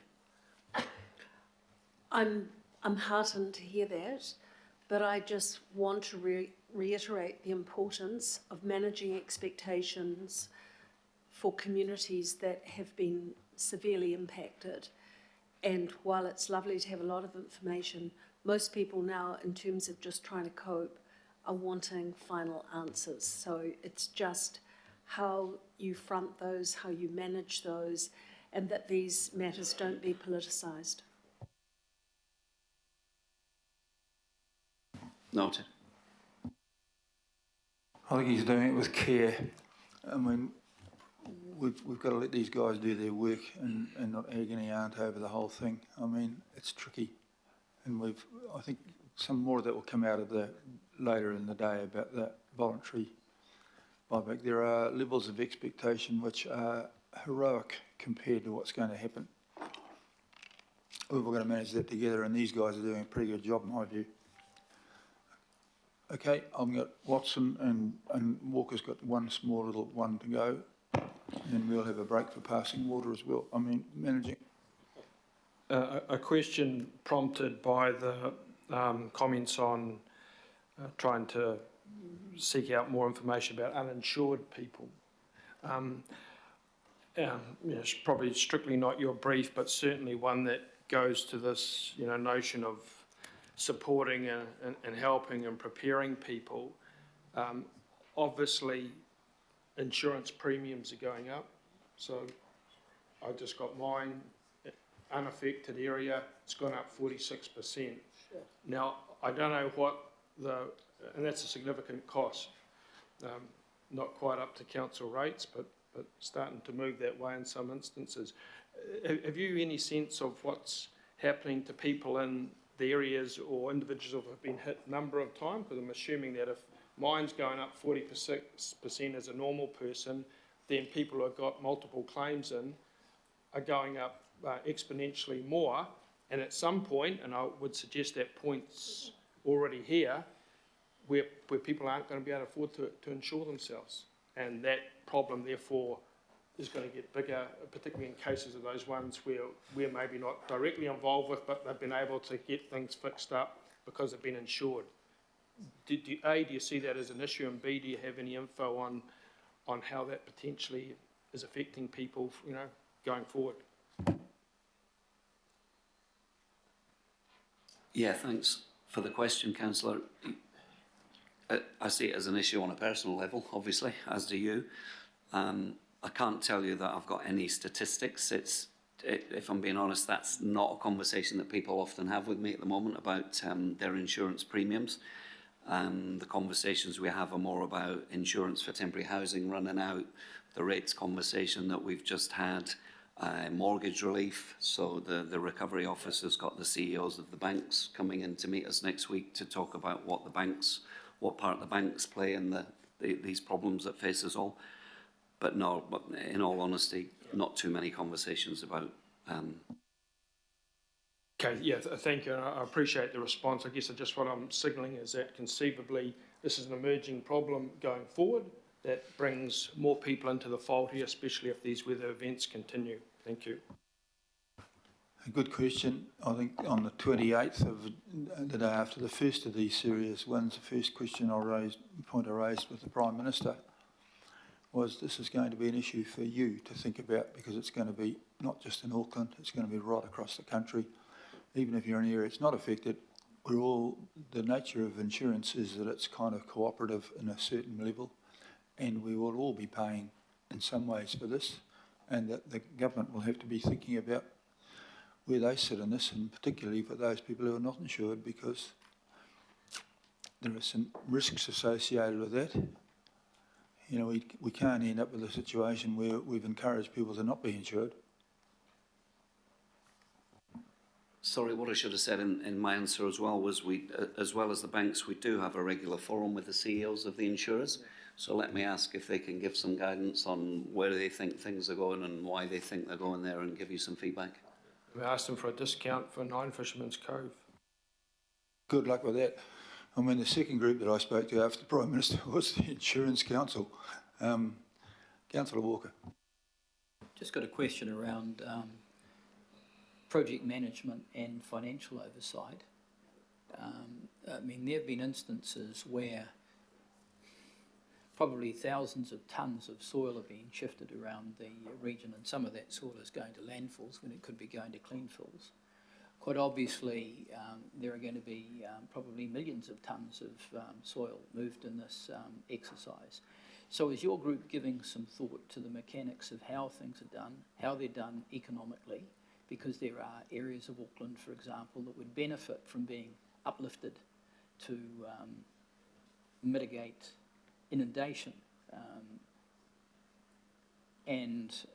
Obviously, if you're shifting houses, if the council has got locations where those houses can be shifted to, you save potentially many millions, if not hundreds of millions of dollars. So are you giving some project management and financial thought to these things, and have you got people engaged around that? Because my observation and Ken Turner's observation is significant sums of money have been effectively wasted recently. Through your chair, Councillor Walker, there has been consideration of that, but in that initial emergency, not a lot of consideration has been given to it. It's more about getting those roads open and things moved. One area in Councillor Turner's ward, of course, is the controlled area notice for Cody dieback, so those controlled spaces. But I know the infrastructure owners are very interested in ensuring they work together to look at those opportunities, because it is costing some of those infrastructure owners money in the way of handing that on and looking for opportunities for clean fill materials that can be reutilised as a real conversation and a real need. Good question, good answer. I think in the short term there's a bit of a rush to clear roads, but in the long term we should be thinking about these things, and I'm sure Matt Tucker is doing that as an engineer. Okay, that brings me to the end of questions, and so you guys can be relieved, and we'll say if there's any further debate, otherwise I'm going to put the motion that we receive this. Okay. Okay, I've got Philip Piner, Henderson. One question of you. One question, last question. One question of you, Matt.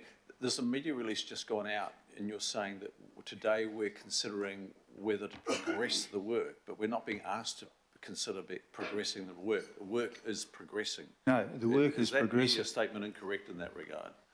You're probably not aware of it, but the wording, just lost it. No, I'm not. Yeah. Well, that's good. Will you have a look at that, please, Josh? Thanks for raising it. No, the work is progressing. The question before us today is not about whether we progress the work. No, that's going flat out. We've funded the work. Thank you for that. If that's something gone out that's incorrect, that wouldn't surprise me. Okay, now, for debate, Filipina and then Henderson. Thank you, Chair. And for me, it's not a debate. I just wanted to acknowledge, Matt, to you and to your staff. Firstly, thank you for the meeting we had in Māngere with a member of the local board at Māngere Otahu, who last night I attended the business meeting for the local board, advised them in regards to your memo dated the 13th of June. Also advised them that not only the local board but the community are going to be consulted and everything else. So their feedback from them to me to you is thank you. They look forward to working with you and your team. So I just really want to acknowledge the work since you took up the position. But then again, for us and across the region, is making sure that those that have been affected by these floods are actually looked after. And so I just, Chair, just wanted to do that, just to say thank you. And that is the message from the Māngere Otahu local board from their business meeting last night. Kia ora. Thank you, Chair. Yeah, I think we all tautoko that one. Shane Henderson, please. Thanks, Mayor. Just really briefly, just want to acknowledge the fortitude and the patience of the residents that have been affected by the floods and in flood communities. You know, people have been frustrated in some articles and on social media, etc. They've expressed it publicly, and I totally get that. I understand and really sympathise with that frustration. I've always said throughout this whole process that things are moving quickly, and we thank our staff for that and all the great work that they are doing, but we cannot, and actually central government cannot, move as quickly as residents actually need. That's a physical impossibility when you lose your home, and we have to do a bunch of things like policy work and some of the sort of less sexy stuff to figure out what actually we can do about this disaster. So, you know, just explaining for some why it has taken a bit of time. But yeah, just acknowledge people that are hanging tough, people that are still looking for houses now and trying to get their lives back together. Thank you, and we're working as fast as we can. I think we all tautoko that one as well. I mean, we are proceeding methodically through a tricky patch, and fools rush in where angels fear to tread. Councillor Hill, who's neither of those things. I never know how to start when there is a comment before. Kia ora, Chair, thank you. I just want to acknowledge the staff again. It is phenomenal work and it is fast. It does not, as Councillor Henderson says, feels fast for those who have been without a home or without certainty. And that was part of my question is, you know, the Healthy Waters team and others have been doing a great amount of work when I've asked or others have asked to give those hard answers to people. But I think overall we do need to be careful or decide is it us or is it a government or who is going to bring those really hard conversations forward for some of those people we kind of know that we will not be buying out or cannot be buying out. If it is thousands and thousands, well over 5,000 I think properties that were quite significantly affected, not offended, but we are working in the numbers of 2, 3, 4, 5, maybe, 500 homes that may be affected by this buyout scheme. So everyone who's been affected by a damaged home or flooded home probably feels like they're part of that 500 because every incident for every person has been drastic. But what we are saying and what we've been publicly saying is that it is largely around safety and risk of life first, and then it cascades down. So we just need to be careful in the next few months of how we can quickly get out those messages. And I know we're talking about it in confidential later, but I do constantly, and we fed back through our National Adaptation Plan submission to the government long before the floods, that we do need to make sure that the government is taking up a larger portion of this bill. I see that Hawke's Bay and others are saying that they could be bankrupted. Don't know if that's accurate, but there are, comments of that coming from those smaller councils with saying that cost, they will not be able to bear that cost. But despite our size, we also will not be able to bear that cost. We're already looking at billions when you look at buyouts and infrastructure projects, but we will not be able to fund a 50-50 when we have a far smaller revenue base than the government does, and our debt to revenue ratio. The government does not have the same sort of debt controls and tools that we are forced to be stuck in as well. So although we need to drive this forward, we just need to be careful about how we have those conversations with government. I know you are, Mayor, and others. The other thing I just want to say is that this will be transformational for our city, and it is what the teams have already been doing, but where opportunities have come. So Northcote, Mangere, Roskill, when we've had the land, or the government's had the land, and we've been able to do this, we have been doing this work and getting great results, as we saw during the floods in some of those areas that did not flood were because of projects we had done. If you think of Key Street, if you think of Hurstmere Road, if you think of Northcote Te Ara Awataha, these types of projects, coupled with all the work we're doing through Planning, Environment and Parks Committee, around overland flow paths, around potential plan changes, around a whole raft of things that will have to come together. These projects will be the things that people really grab onto and are excited about, but it also will mean those hard conversations that the teams have been having, where there may not be an infrastructure solution to what happened on the 27th for a lot of communities. A lot of people will think there is a way forward, but with the way our city has been built for a very, very long time, there may not be an option to deal with 300 mils of rain in 6 hours for every community. So it will be difficult. There will be fantastic successes through this, and I'm excited to see this be rolled out quicker than we could have imagined. But it's important to know that it may not have a successful outcome for every part of the city that was affected. Thank you.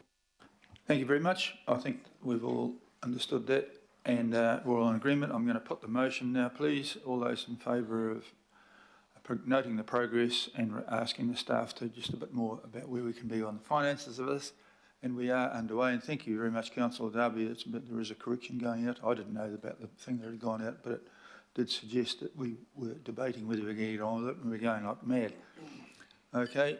All those in favour, please say aye. Aye. To the contrary. Carried. Thank you very much for that presentation. It was excellent, and I think we all enjoyed it as much as we can enjoy discussing something which is quite difficult. I'm going to have a 5-minute break for making space for waters.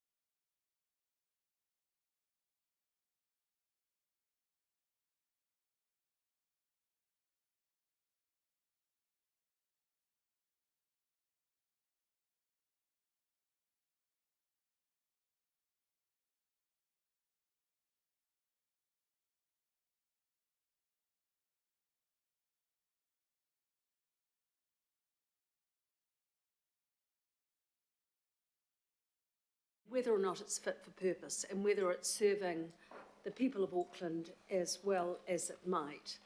So on first reading of this report, my inclination was that maybe reorganisation should be left with the governing body, because that could then be part of another stream of work that it seems like some councillors wish to be involved with. I'd really like your guidance, sir, on, in order that we can be effective, because I've actually just scanned my the history on my emails, and there's about 7 letters that we've written to governments just since 2012 on the need for reorganisation and changes to the legislation, all of which have been met with deaf ears.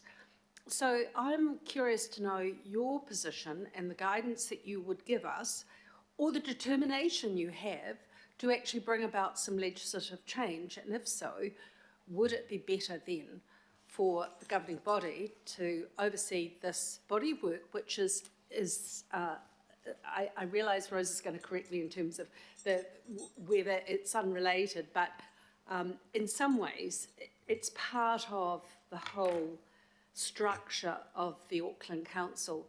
And I do appreciate that the representation review is just something that we are doing on a regular basis and we roll it over and do that. But this could be the moment in time where we actually look at where the legislation isn't fit for purpose and bring in reorganisation into that. And if so, is the governing body interested in actually taking a more proactive stance and advocacy on that? So, Your Worship, what's your view? Well, thank you for those 27 good questions. Good. Up in one. First of all, am I determined that we should make some changes? Yes, I am. I've found that we will need a multi-pronged approach to prod government into this. Julie Ferry, who's the next speaker, is leading representational or reorganisational, which one of those bloody things, which one?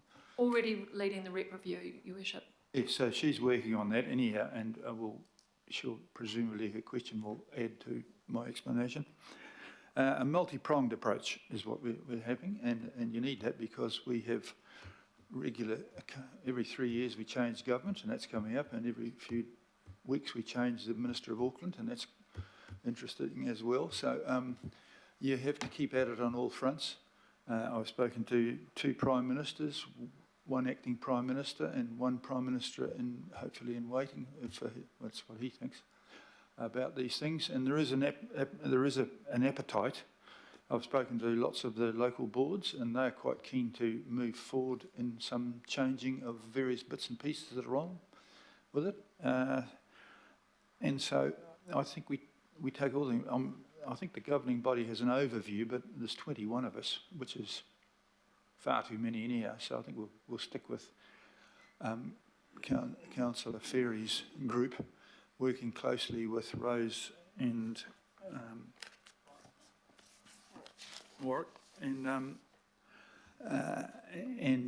I'll keep plugging away. We are within my office developing a bit of a manifesto for Auckland, which I'm going to put out with some, and you're welcome to have input in this during the LTP, of what are the things we would really like from both of the major parties. I'm not connected to either of them. And over the next, whilst they're busy out there promising bridges and God knows what that we didn't ask for, what are the things we'd like from them as a council during the next few months of grand promises before the election? And so that's another thing that I said I would do before I was elected, try and encourage a bit of an auction between the two for doing things about Auckland, because we've been done to by the legislation that set it up, the city, the council. There's a lot of things wrong with it. And so so my answer is an omnibus of answers, if that's all right, and an omnibus approach.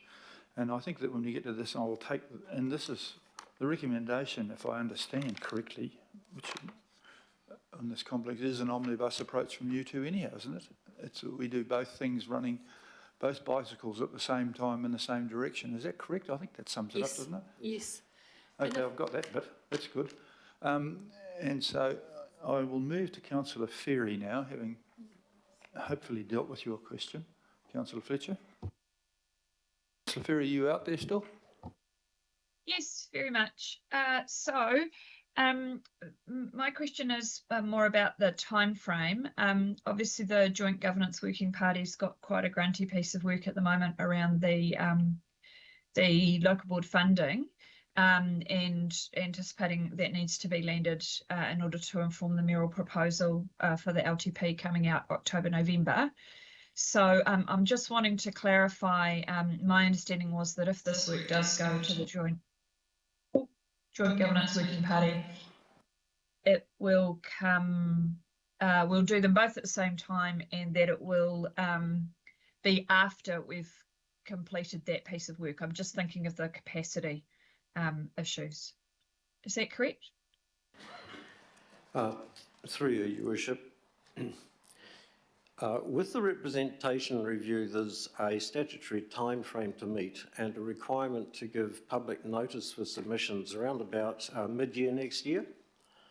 Our thinking with the reorganisation application, where we also need to assess community support, is that we don't confuse the public by going out twice, but we go out at the same time. And so at the moment, our thinking is that if the governing body wishes to proceed with this ultimately, then we would be looking at consulting with the public about mid-year next year at the same time as we consult about the representation review.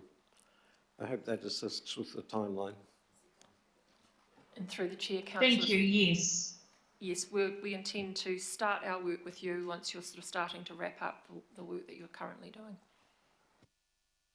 Great. And I think the point's already been made that it is timely actually to do a reorganisation. For those who are familiar with some of the central government representation processes, they every 6 years also do a representation type review where they look at things like seat boundaries and making sure the balance is right.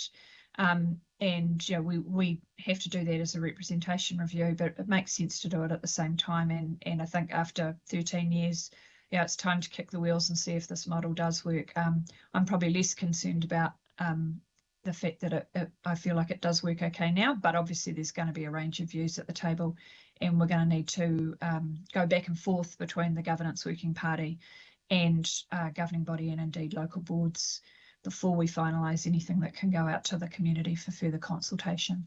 Thanks. Thank you for that question and responsibility, and thank you for the work you're doing, Councillor Ferry. Councillor Watson. Yeah, just seeking a little clarification on what emerges from passing C there. So at the outset of this paper, there's reference made to the recommendations of the Royal Commission at the start there, and of course in respect of local boards or local councils, as they referred to them, that saw them reducing down to 11, I think it was, from memory.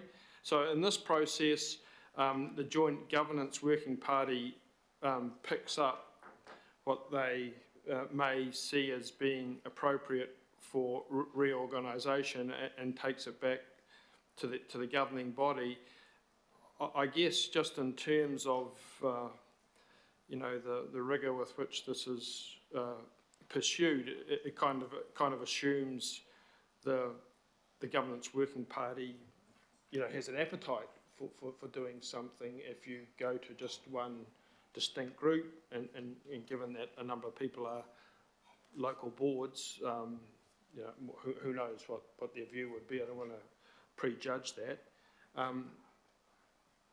So we're kind of reliant on the Governance Working Party driving this, aren't we, essentially, what that means, and the governing body will respond to what's put before them.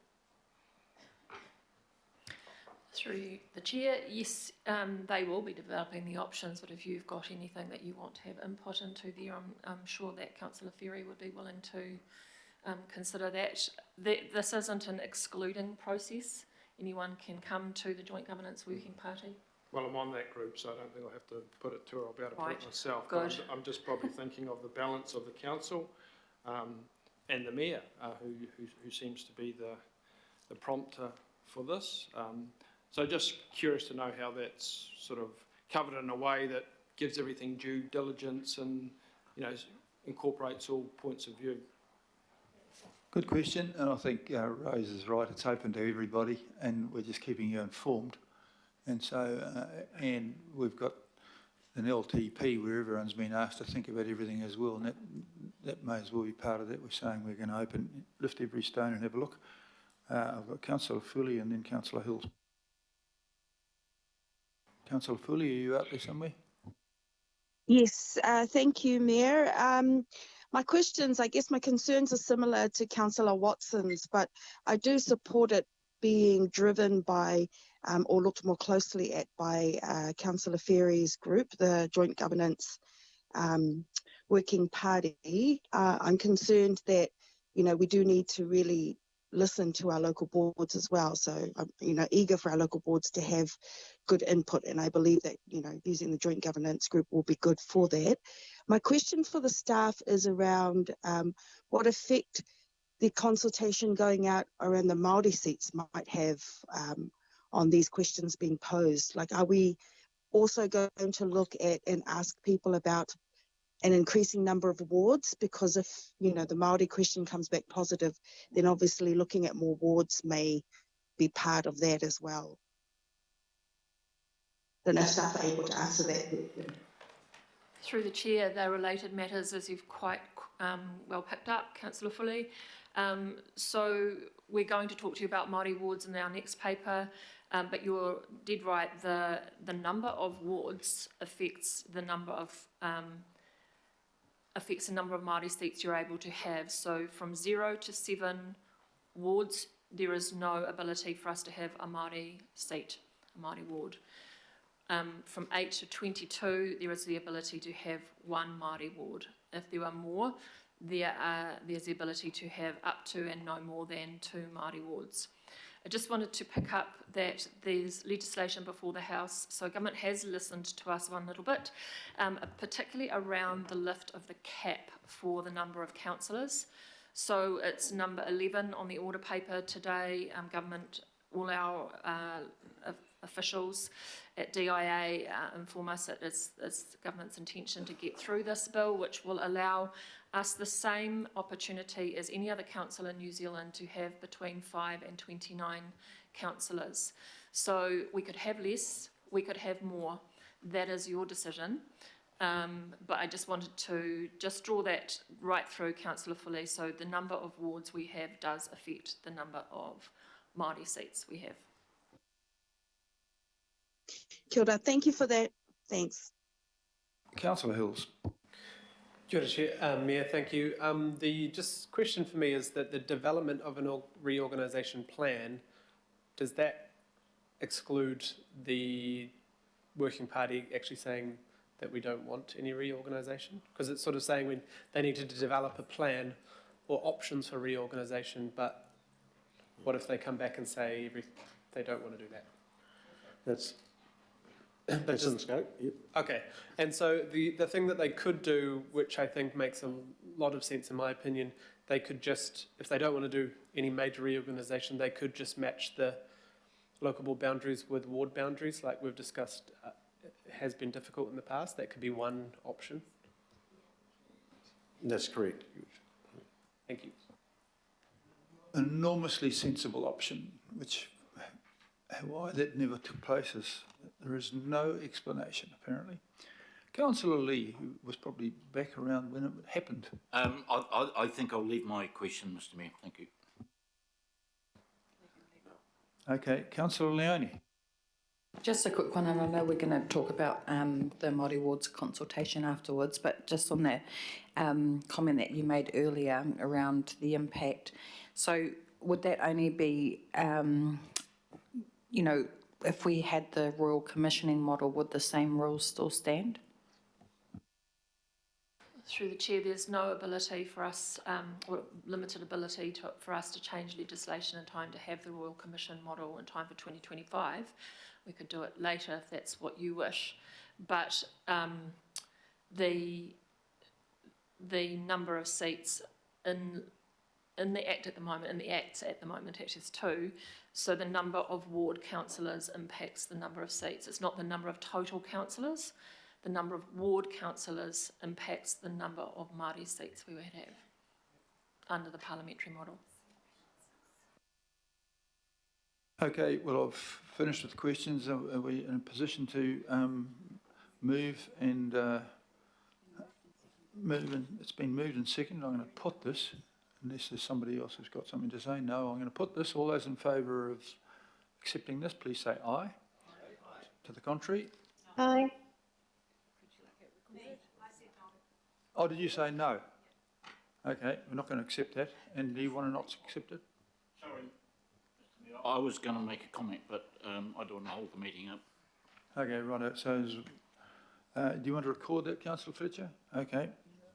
All those, it's carried with one notable exception. We're going to take a huge leap of faith and move to item 10, which is the Māori seats. Approval of consultation material, and Rose is going to stay here and be joined. Libby? Oh no, I'm just catching the right page. Libby Orr and Rose Leonard will present.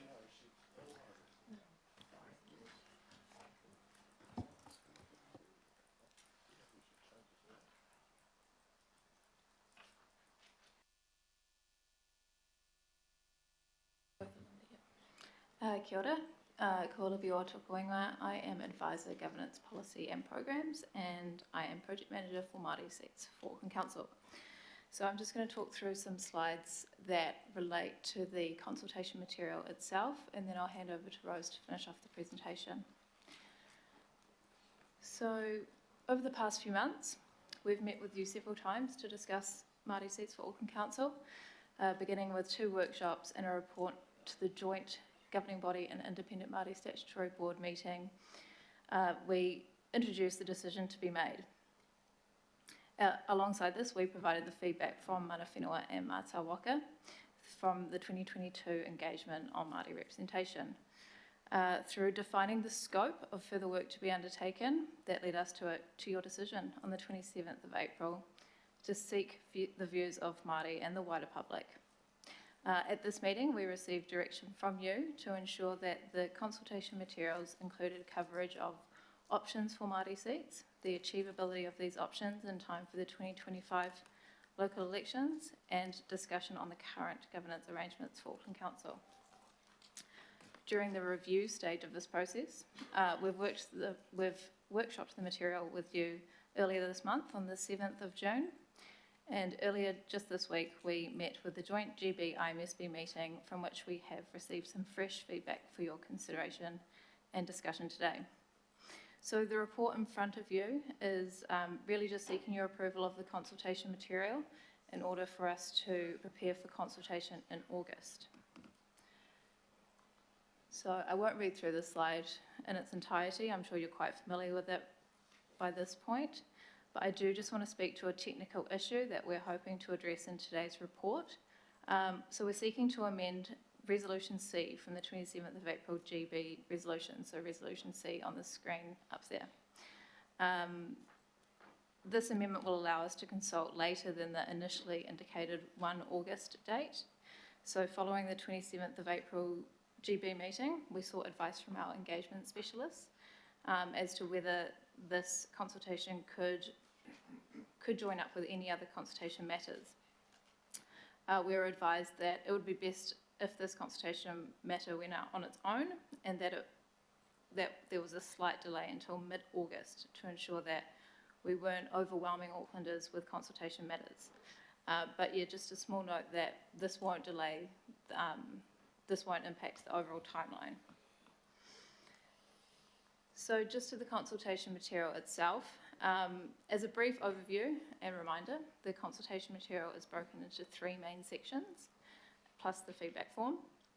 So the context section aims to provide the reader with an understanding of both the decision to be made and the current governance arrangements. This section in particular was written from a civic education perspective, acknowledging the lack of understanding of council. It's a commonly cited reason for disengagement in local elections, of which this matter is directly related to. And then the main section of the material is rightly the Māori seats for Auckland Council section, where the finer detail is explored and achievability and previously stated views on Māori seats for Auckland Council. And then the final section is the next steps for Māori seats. And again, this offers a good civic education opportunity. Something that has already been spoken to in today's meeting is that we have a representation review coming up, which is associated with a decision on Māori seats for Auckland Council, and a possible reorganisation application on the horizon in 2024. So signalling these in the consultation material on Māori seats is both appropriate and aims to connect these governance matters together for Aucklanders. So that takes us to our feedback form itself and the questions. So we did feel that it would be useful to include all 3 questions on the slide, but it does look like a bit of a wall of words. We tried to condense this down as much as possible by only including the questions themselves and the bridging paragraph between questions 1 and 2, sorry. You can find the full feedback forms on the final page of both your attachments A and B to this report. So following the GB workshop on the 7th of June, the questions on the screen have been updated to both include the last sentence of the bridging paragraph that reads, more information on the below options and their achievability for 2025 can be found in the consultation material under options for Māori seats. So this was in response to a point made that submitters may go straight to the feedback form without having read the material. So this offers a signpost as to where more information can be found. And another update is the removal of the reference to 2025 local elections from question 2, which was discussed in the GB workshop on the 7th of June. So I'll just hand over to Rose now. Thanks, Libby. So on Monday, we met in the joint hui with the Independent Māori Statutory Board and received some updated advice and a request. We have thought about that request quite a lot, and just want to say to you that the request is essentially to remove all references to the IMSB from the consultation material. The reason that the IMSB material in the consultation documents was added was at your request at a former meeting, and we are in your hands as to whether we remove that now. This decision is yours, it's not a staff decision. But I would like to point out to you that we have some options, because looking at removing all references to the IMSB could be slightly problematic. There's a section in the consultation document that specifically talks about the IMSB as context, about the governance model of Auckland Council. There's also a section, as Libby said, that actually references the IMSB's preference for the Royal Commission model. So removing all references would be slightly problematic, we think, because we would have to essentially rewrite 2 sections, or we'd have to remove the IMSB section from the context, but we would have to essentially rewrite the section on the Royal Commission model, which we are happy to do. So I would say to you that there's kind of 3 options for you if you want to consider the request, and I do say if, that is your decision. One is to remove all reference to the IMSB in the consultation materials. Your second option is to remove some of the references to the IMSB, that being the context section, which references them in the governance model of Auckland Council.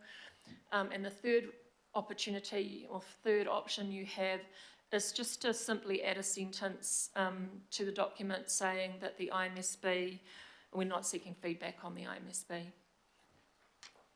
So that's how you might consider that. Just a final slide about the budget and what the engagement plan overview is. As Libby said, we're going out slightly later. It's an Auckland-wide consultation because it is a significant matter. It's not an SCP under the Act, or SCP is a, thank you, mental block. It's not considered an SCP, it's not required to be an SCP, but we do, under our significance and engagement policy, consider this to be a significant issue for Māori and for Auckland. And it's to inform your decision that you're going to make in October about whether or not to have Māori seats. There's just a slight error in my slide there. So when you look at the what row, we're not paying for TV ads, but we're hoping to get a little bit of TV interest in this issue. But we are going to be doing the normal round of radio ads to reach out to all of our diverse communities, and we'll be using social media and media releases. The usual have your say events and online feedback, specific engagement with Māori, following up on our pre-consultation engagement that we did with mana whenua and mātāwaka. There will be webinars, targeted interest group events. I think the second to last bullet point there, raising awareness amongst our most diverse groups through our community partner networking. Just to note there that we'll be really seeking to use social influences in a way that is appropriate for Auckland and de-risks any possible problems that we might have there, but really trying to reach into communities that are very difficult for us to get to vote. And this is a matter relating to voting. So we will do that in a safe way if we do proceed with that, but we're really trying to reach, in particular, rangatahi and the youth of Auckland. But also there would be hard copy consultation in libraries, as we would normally do. The budget there is, I said I'd give you an indication of that. It's around about 189 to 204. I'll do my absolute best to stay well within that or lower if I can, but you asked for an update on that, and that is actually slicing it as fine as I can based on the input that I've had from experts around Auckland Council, but that's also up to you. And just where we're at, so we've done all the planning, we've done all the preparing with you. We're really seeking your okay to go out and engage, and then we will make the decision in October. You will make that decision, and then we will close and evaluate after that and feedback to all of our submitters about what's happened. Thank you. Okay, so one of the options is not to consult at all.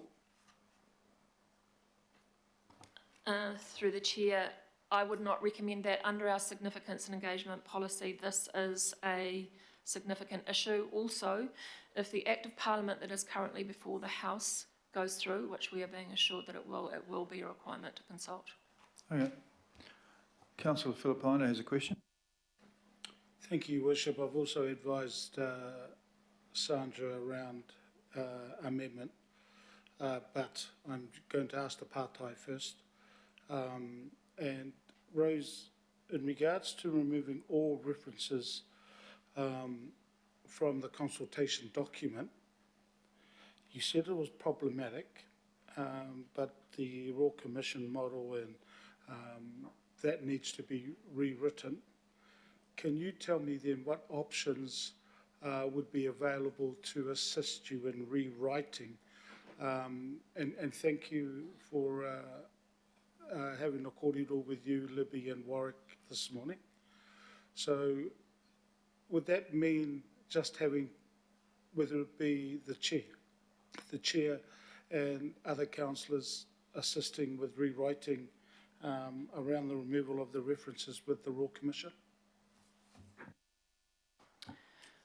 Through the chair, if we were to choose to remove just some of the references, that is really us interpreting what the IMSB asked you to do. So I would seek, and I have prepared just in case, a recommendation that we would also have a delegation just to finalise off that rewrite of that section. Chair, another partai, with the joint IMSB and governing body meeting, are you able to, because I know that I think it's confidential, but I just need clarification, are you able to advise of the result of a vote that was taken at the joint governance, joint IMSB and GB? If you're not, that's fine, because I just don't want, if you can't, you can't, but I thought I'd ask.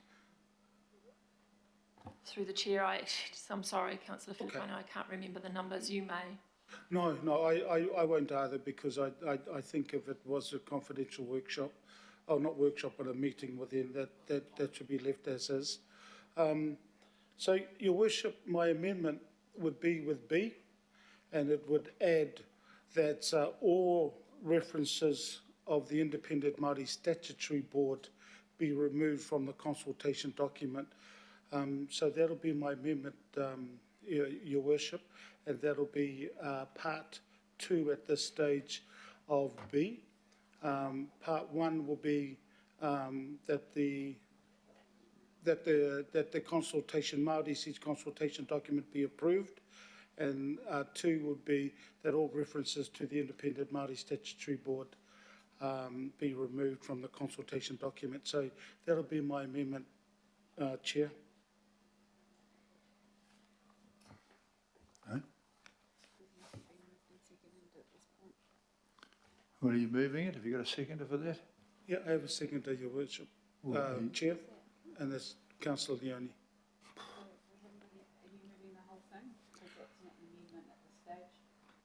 Yeah, look, I know that it hasn't been moved.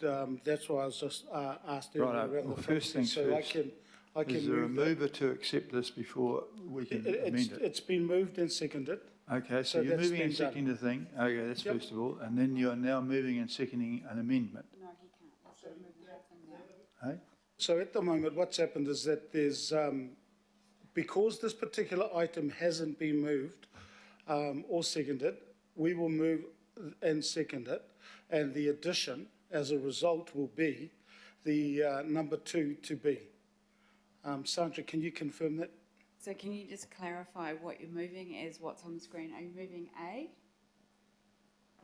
And then Yep, so A is to go to consult. moving A, yes. And B is to approve the consultation material for Māori Seats for Auckland Council, but then there will be an addition, which is, and the addition to that will be that all references be removed about the Independent Māori Statutory Board, and then also note that staff will report consultation feedback to the governing body. And that's in the absence of not a mover and a seconder to the officer's recommendation that we have in front of us. So could you just have a look at what's up on the Yep. screen, and is that what you intend? Yeah, I wanted possibly Sandra to put this as a second, because I have no doubt at all that there'll be people who may wish to vote against the what's in red. So what's in red you would like as a new clause C? Yep, okay, yep, thank you.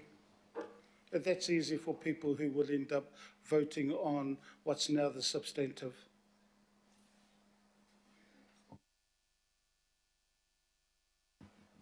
Councillor Leone, for me around that, just to let you know, so then people have the option that if they wish to vote against C, therefore then at least that's an option for them, but the others are process A, B and D.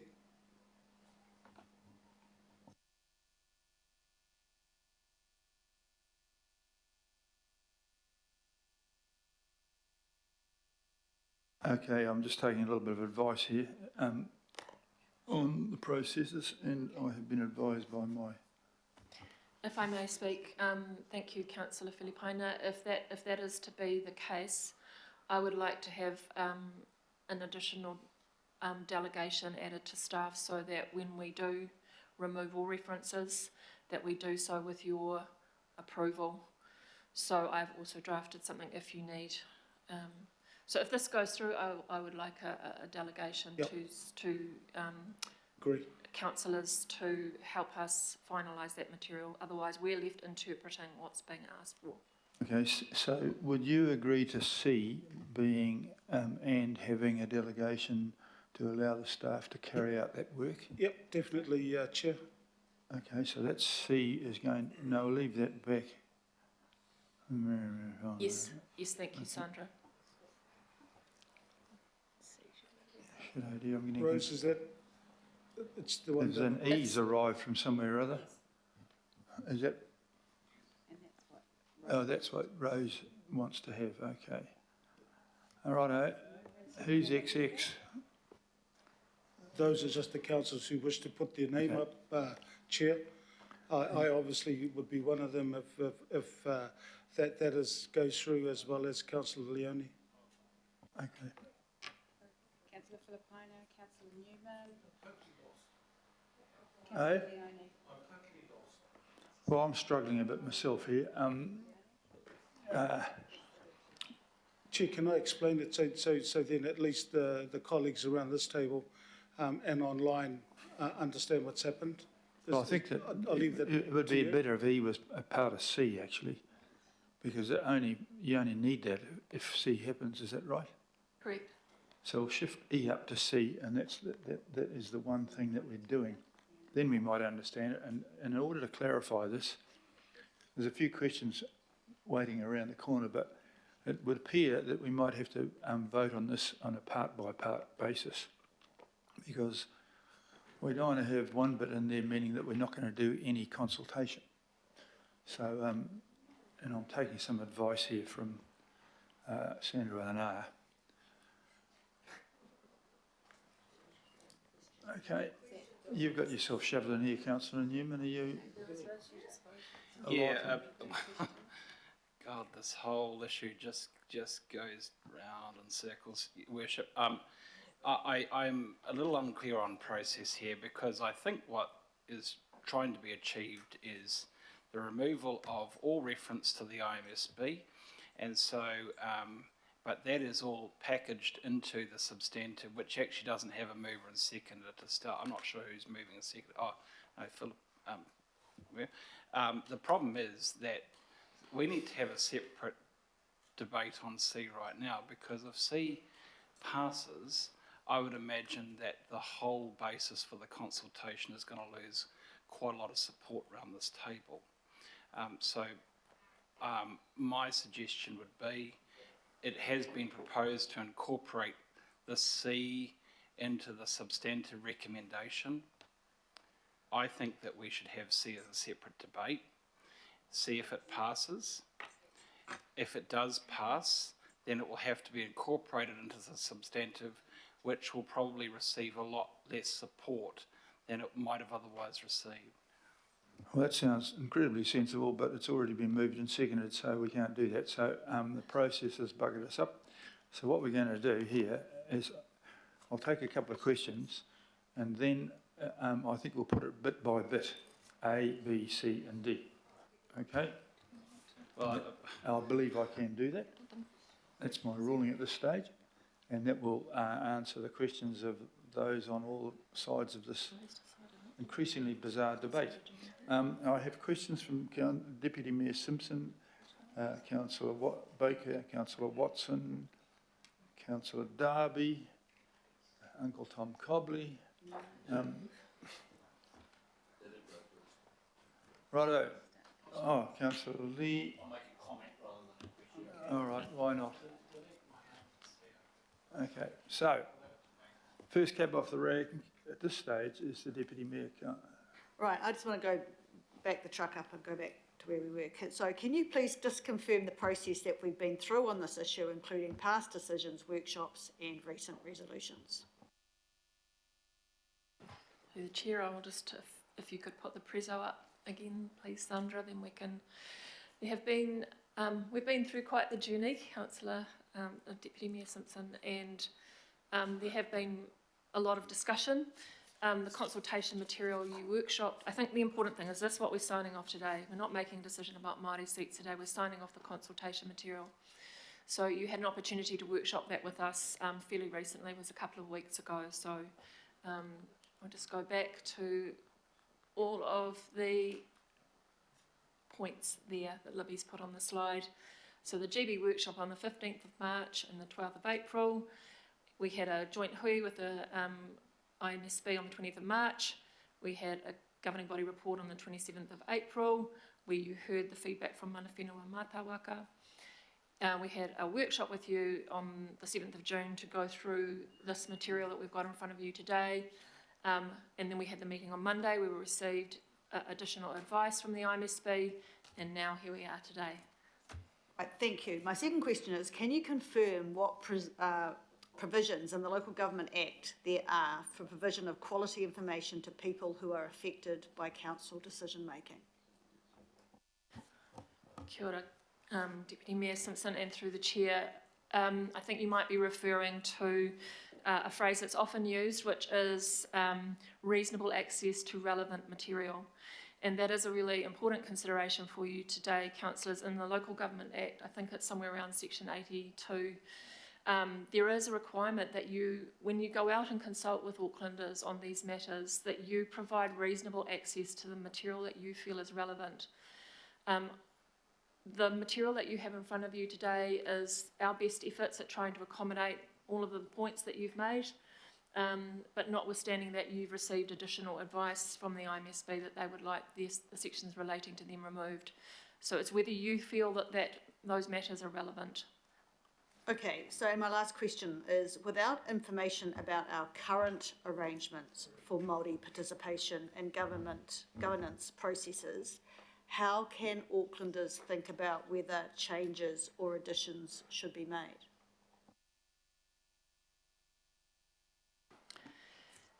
That's a decision for you to make. I think that not including it, we might get comments anyway. It won't stop people. But I did say to you that the third option for you is to explain the material, leave the material on the IMSB in there, but rather put a reference in the document to say that feedback is not being sought about the IMSB. That's another option for you. Okay, I reserve my right to speak. Thanks.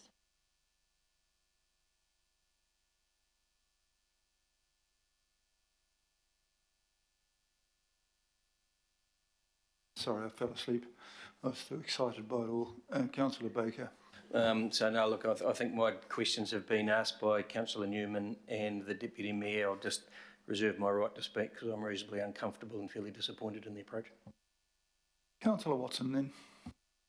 Thanks, Mr Mayor, and I guess my question may be rendered redundant if the resolutions go through, but I just really picking up on the comment about the civics education perspective, which I think is, is a very good presentation, and that's really important. We know in respect of the Auckland Council, local boards, councillors, many people in the public, even quite educated and interested people, have little idea how this council runs. They don't know the difference between a local board, a councillor.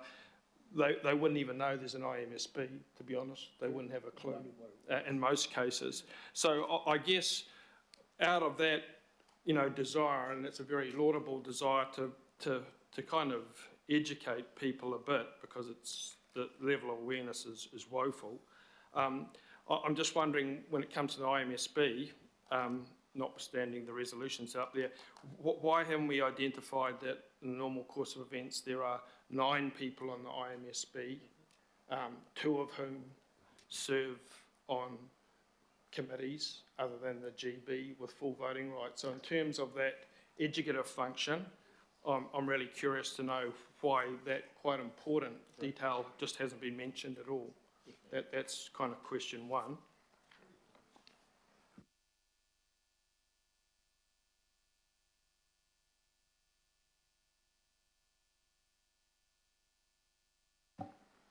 Thank you. So in the section titled the Independent Māori Statutory Board, which is on page 5 and 6 of the full consultation document, which is, I think, attachment B, it does cover that it is an independent statutory board set up by law, and that it goes into a bit of an explanation about it, but it does actually touch on the fact that IMSB do participate in council decisions on council committees.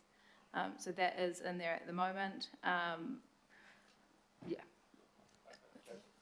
Thank you for that. I guess you know, my point remains in terms of educating and accurately reflecting the degree of participation.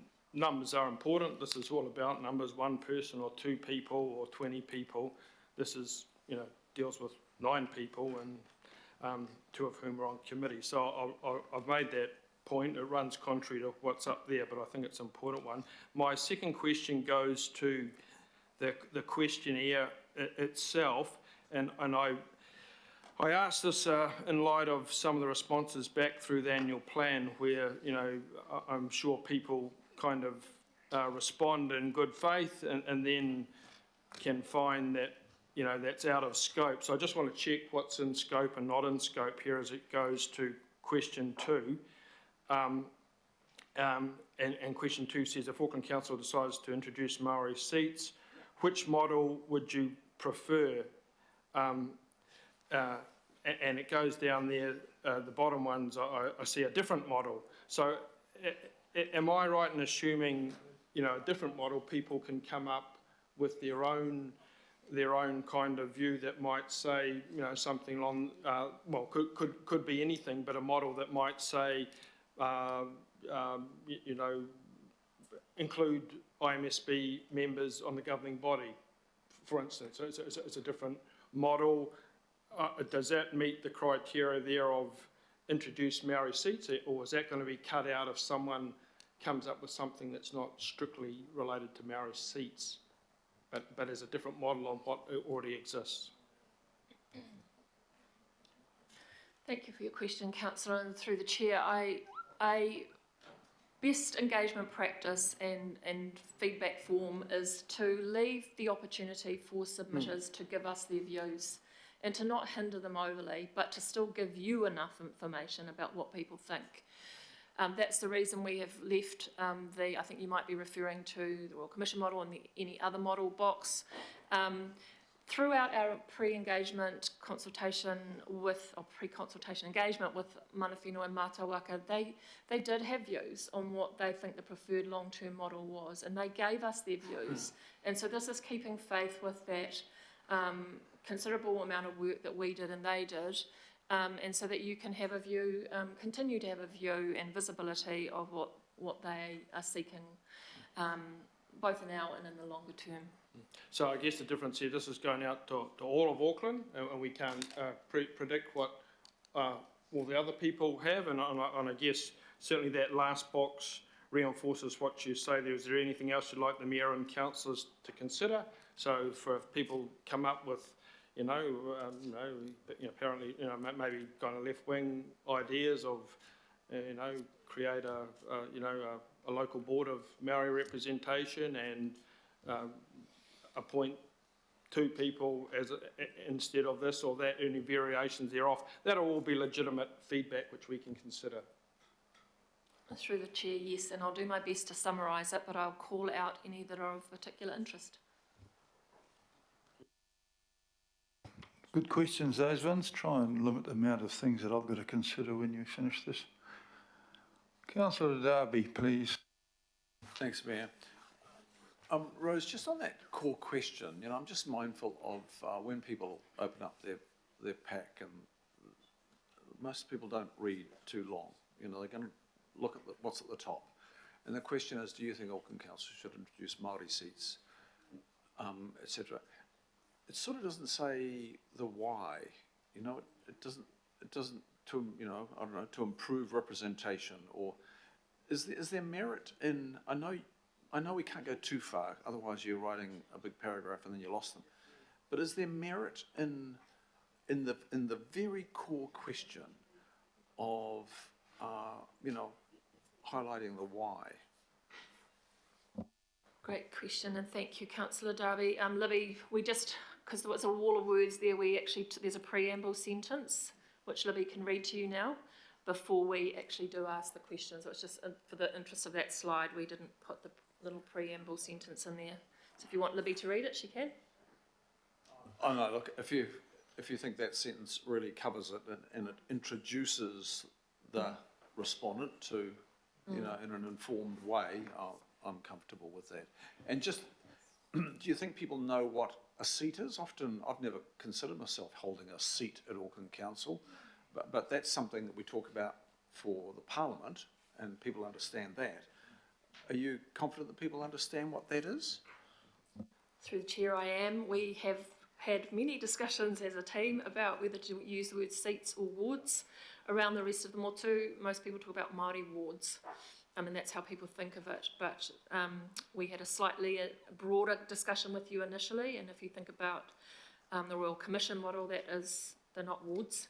They wouldn't be ward, or that one seat wouldn't be a ward. So we tried to broaden it out, but in the document, Libby has explained actually what we're talking about, I think, pretty well.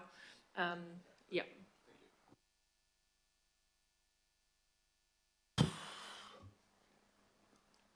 Councillor Newman, please. No, mine's comment. I've had my name removed from C. Councillor Filippone asking a question? Or Yes, I am, Chair.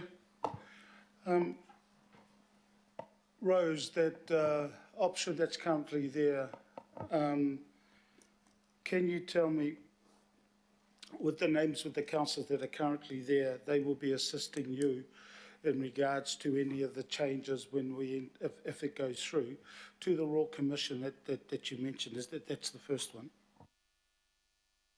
Yes, thank you. That's what I was asking for, because as I said, otherwise we're left interpreting what it is you want. And I want to be very sure that what we're putting out there is what's been agreed to. Thank you. Also, Rose, and I don't know whether Warwick may have been around in 2015 and 2017, because or yourself, Libby. Yeah. So in those discussions, can you confirm that the debate that happened in 2015 and 2017 ended up ensuring that the Independent Māori Statutory Board and their role had nothing to do with the Māori seats? I've also got the recommendation here from 2017 that was moved by myself and ex-councillor Collins. But can you remember the debate in regards to the Independent Māori Statutory Board and the Māori seats at the time? I can't remember all of the debate. You might be able to inform me, but I think in 2017 we really didn't have the opportunity to change the number of councillor seats, which we're about to have, all going well.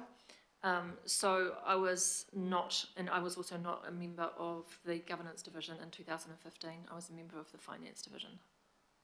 Would you then be surprised if I said that the debate in 2015 and subsequently in 2017, that there was assurance during the debate, and for those that were around that table at the time, that the Independent Māori Statutory Board is separate because they were set up through the Act that set up Tāmaki Makaurau, and that had nothing to do with any of the Māori seat or the debate and consultation that went out for Māori seats?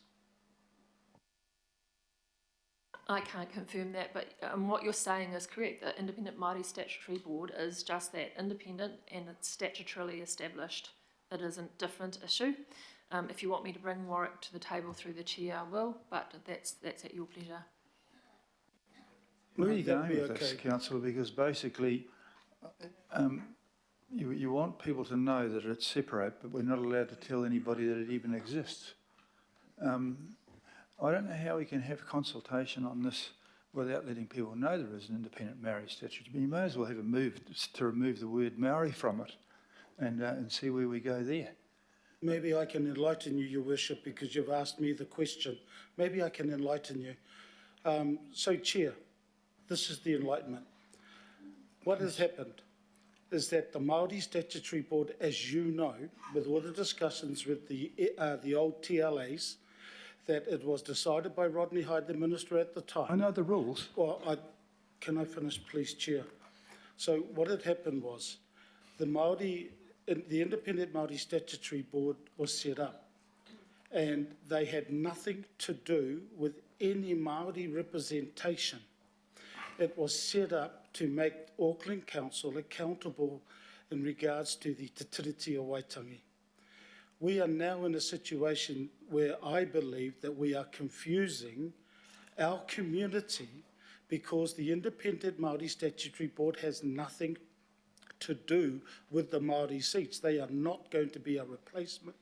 They will not be unless there's a legislative change.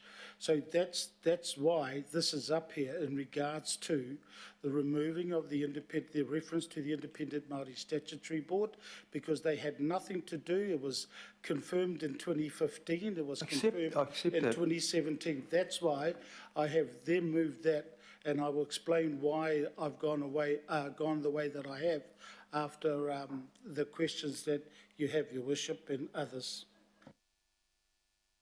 Councillor Leone, please. No. Councillor Turner, please.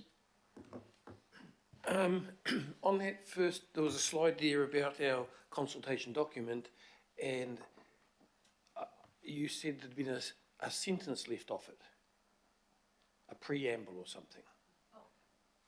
Through the chair, just in the interest of not having a wall of word for that slide, I didn't include the preamble sentence. I just Libby put up the questions. But there is a preamble sentence for the reader on the form that introduces the topic, because you asked us to. It just introduces the topic. In the event that the only thing that some people might pick up is actually the form. So what I see there is going to be different when it goes out to the public. There's going to Through the chair, it's in your attachments A and B. Yeah, I try and look. I can read it to you. No, I'm not trying to read it. All I'm trying to say is we don't want to leave anything out. You know, I'm confused, and I'm trying my hardest. If I'm confused, the public's confused.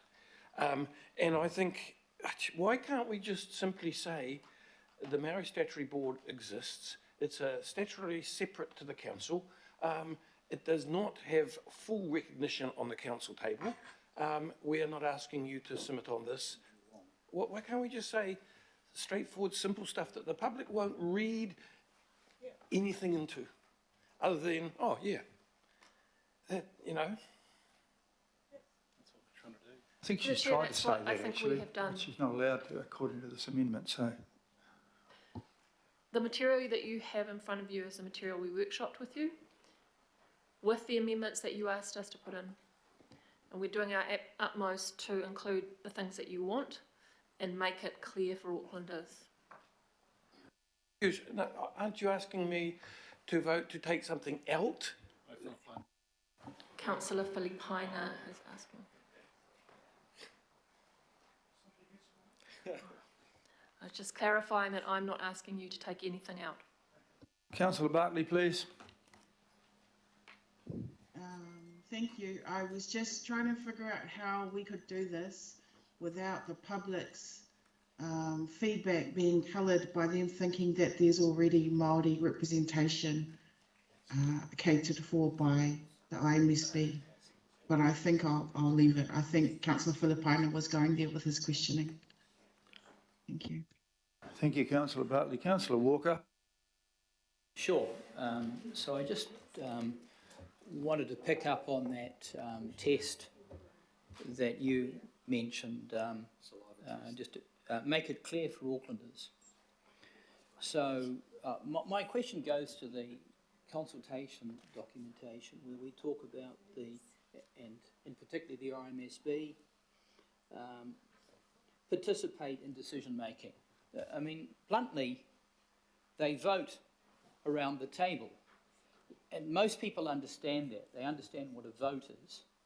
So we would have a situation where around the table, a Māori member occupying a seat would be voting. Equally, IMSB members would be voting. So can we express that? I'm assuming that we can express that in Māori as well as English, and that we would be doing both. So we need to do a proper job of that. Equally, there are important concepts that need to be mentioned around the IMSB that are different to the councillors. So the councillors, for example, are voted on democratically by people in the community. The IMSB members are not.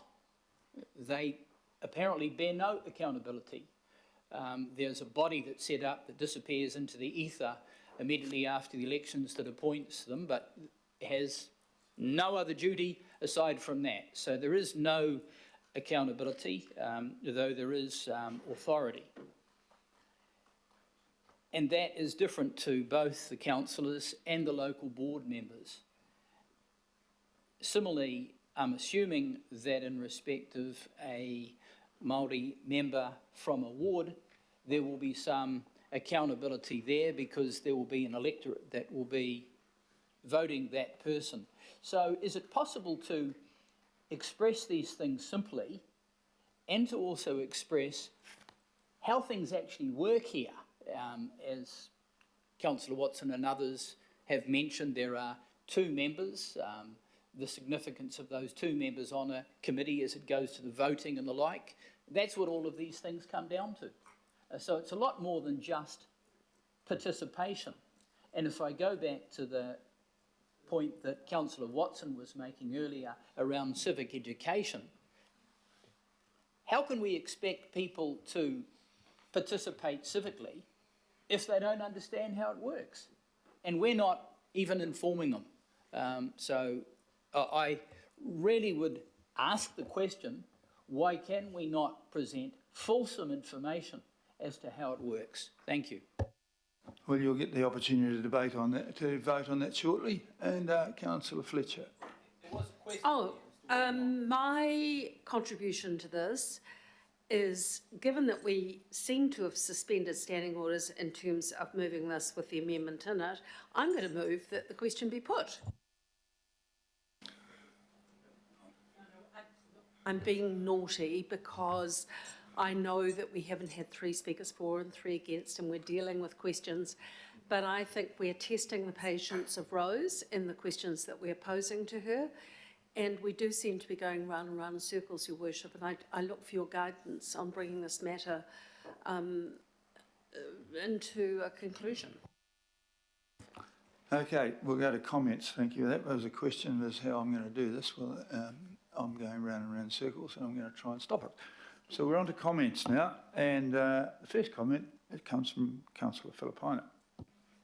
Thank you, Chair.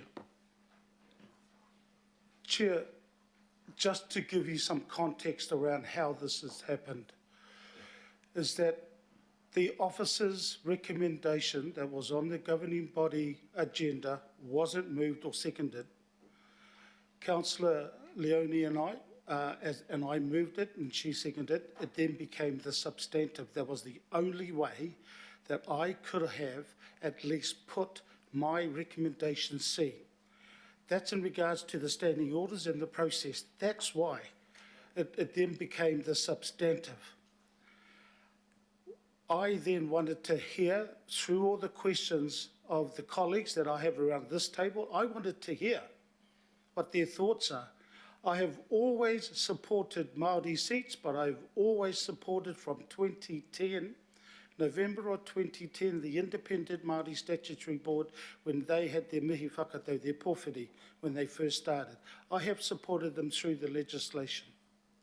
This is why that was the only way through standing orders for me to get this on there. I have now listened to everybody around this table, of those who have spoken with their questions. And Chair, through you and through Sandra, and I've spoken to Councillor Leone, and also taken on board the discussion that I had with Rose, Warwick and Libby this morning. And with the committee's permission, I would like to change C. And that change is for the option 3 that Rose gave us, because I needed to make sure, firstly, that the Independent Māori Statutory Board and the conversations we had at the governing body in 2015 and 2017, it was clear in both those governing body meetings that the Independent Māori Statutory Board had nothing to do with Māori representation or Māori seats. I have now listened to the people around this table and spoken with Councillor Leone, and would like to change the recommendation to just that the Independent Māori Statutory Board, as per Rose's suggestion, which is suggestion 3, that it is out of scope. That way, at least by hearing the people that have mentioned their questions and also comments, hopefully that'll go through. There's no reference and no need for us to have a group of councillors together. That will be removed, but it will be, as Rose has indicated, not only here but this morning, it is out of scope. And that is what I'm seeking, if it's okay again with Councillor Leone, is that it is out of scope. And I just want to acknowledge, because I've had a discussion for the last few days with the Independent Māori Statutory Board chair, who was on, not online in our particular meeting, but listening to just in regards to the advocacy. So, Chair, that is what the request. There's a new C now, and that note this considers not seeking feedback on the Independent Māori Statutory Board, but as Rose has said, and Rose, thank you to you, Libby and Warwick, but Rose, if there's anything that will make it a bit clearer than what I'm seeing now, please, if that's okay with you, Chair, and whether it be out of scope or if this is okay. I have listened to people around this table. This is why I've changed it. So I don't know whether, Rose, this is something that is suitable for us to move forward on this. Okay, thank you for that. Now we're round C. From my point of view, I don't have any great problem with that. It still allows the consultation to explain what the Maori Statutory Board is, and it's not seeking feedback on that, but under the other bit that they can raise other things that probably will come in here. So, So can I just, sorry, can I just clarify that what you said is absolutely correct? So this, what you just said then, this doesn't, because I think an important point for me is, does this change to mean that we're explaining in the material that we have an IMSB, what their role is and what they do, but it is not seeking feedback on them, because that's not what this is about? It's out of scope. Yeah. That's right. And that's what Rose said as the third option she put. She put 3 options. I preferred the first one, but now this is out of scope. Definitely, it is clear for our community when it goes out for consultation, as Rose suggested. I just wanted to make sure. Okay, I'll just get Rose. Will you mind coming back, Rose? This is your wording, but this seems to represent what you're saying. My understanding, and same with the question from the Deputy Mayor, is that we will still, in the consultation, explain that there is an IMSB and what it does, and it just says that we're not directly seeking feedback on their IMSB. Okay. Yeah, I'm very happy with that wording, and I have sought advice on it.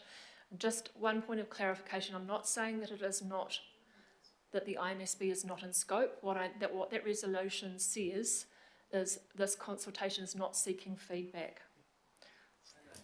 But people will still be able to read the whole thing and understand that there is an IMSB and somewhere lurking in the background. That's good. I think that might just about do it. And I've got a couple of questions. I mean, desperately needed questions. Councillor Newman, do you know? You've desperately been answered. We're doing comments in here.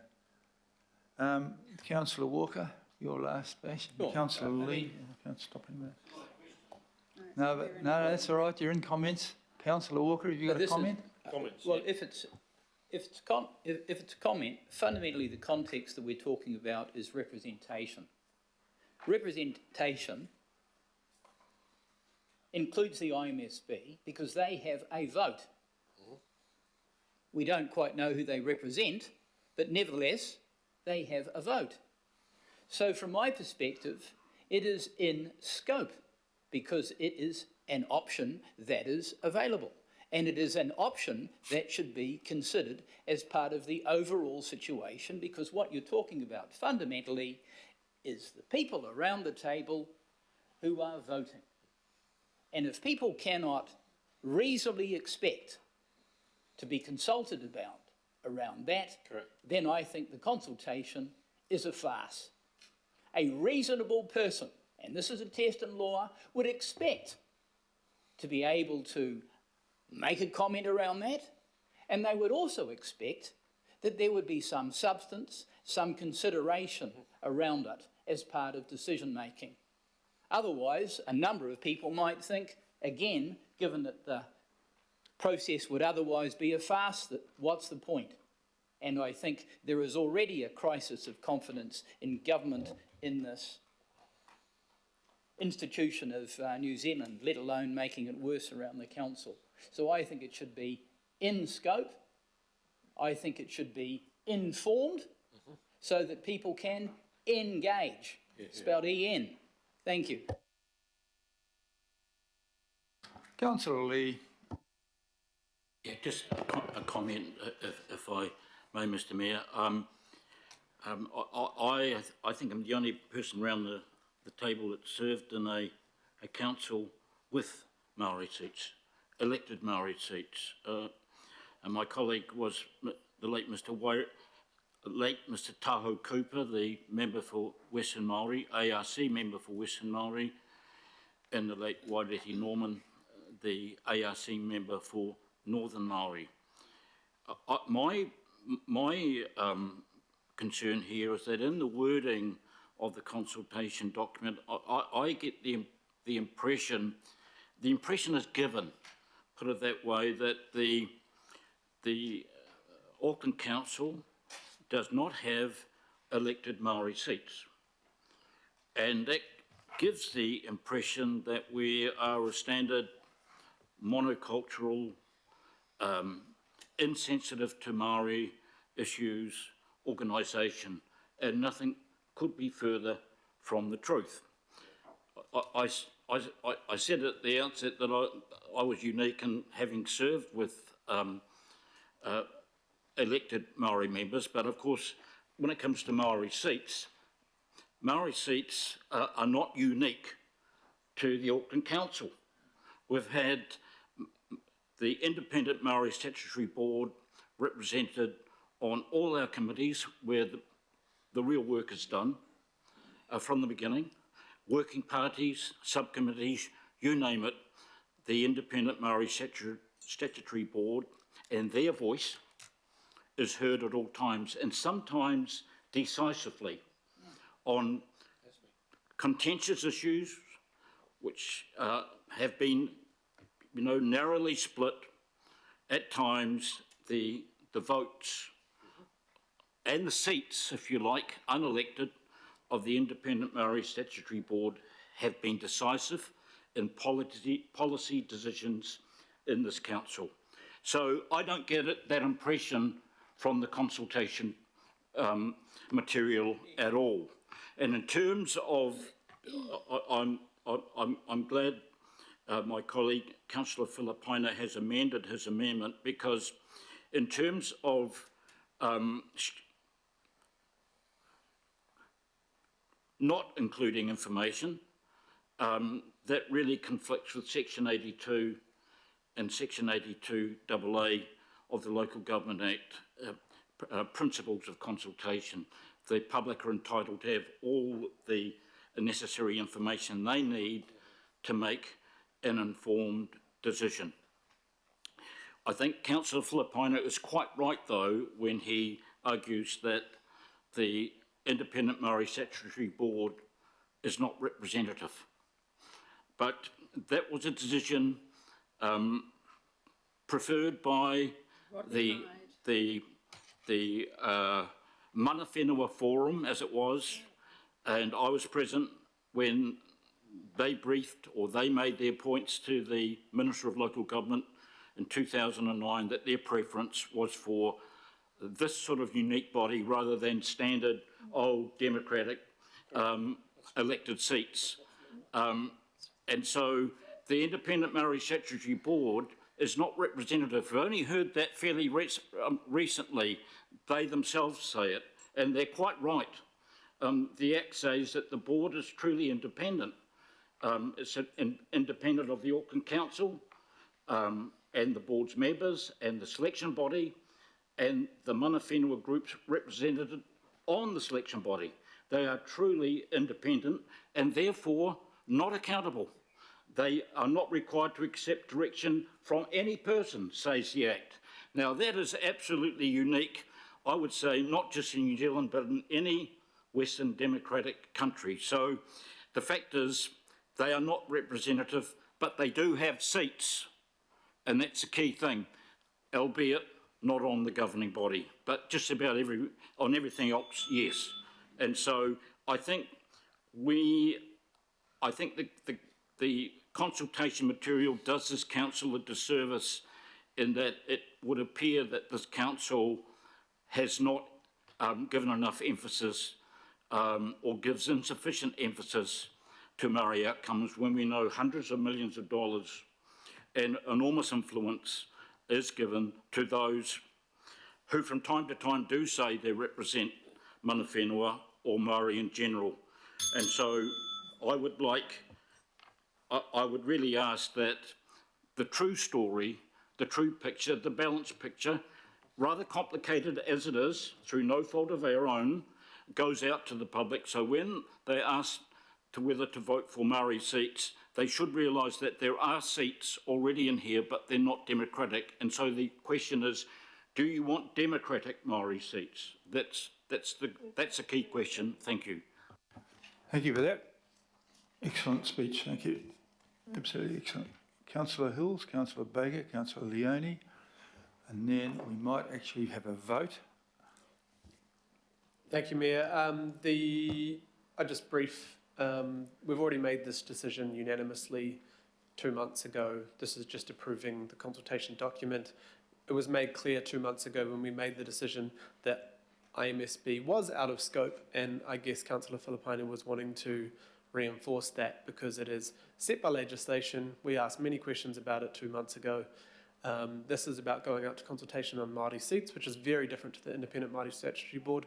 And although we choose to have them on committees, that is not in any legislation, and they did not participate in the governing body or our financial decisions that we recently just did. So I guess reminding the table, this is not making the decision, this is not changing the decision we made 2 months ago. This is reinforcing a consultation document based on the unanimous decision we made 2 months ago. So I think we've got a bit tied up in what it is, but we were very clear 2 months ago that the Independent Māori Statutory Board would be mentioned as context, but it would not be part of the consultation because we do not have decision making over it, and it needs to be considered separately by a different body, which is the government. Thank you. Thank you very much for that. Councillor Baker. Yeah, so I mean, I'm pretty keen to get back to the original resolution, to be fair, and I certainly wouldn't be supporting the amendment that's up there now. And I guess I pick up on the fact that, you know, and it's been said a lot about how do we inform and educate, I guess, the people that we represent. And the Deputy Mayor talked about it previously, and whilst we can all sit there and probably 80% of us in this room would know exactly what the IMSB do, I think if you went out to the community, they would sit there and probably 99.9% of the community, and in particular the Māori community, wouldn't have a clue that there is a voice around this table in whatever form. And so when I read the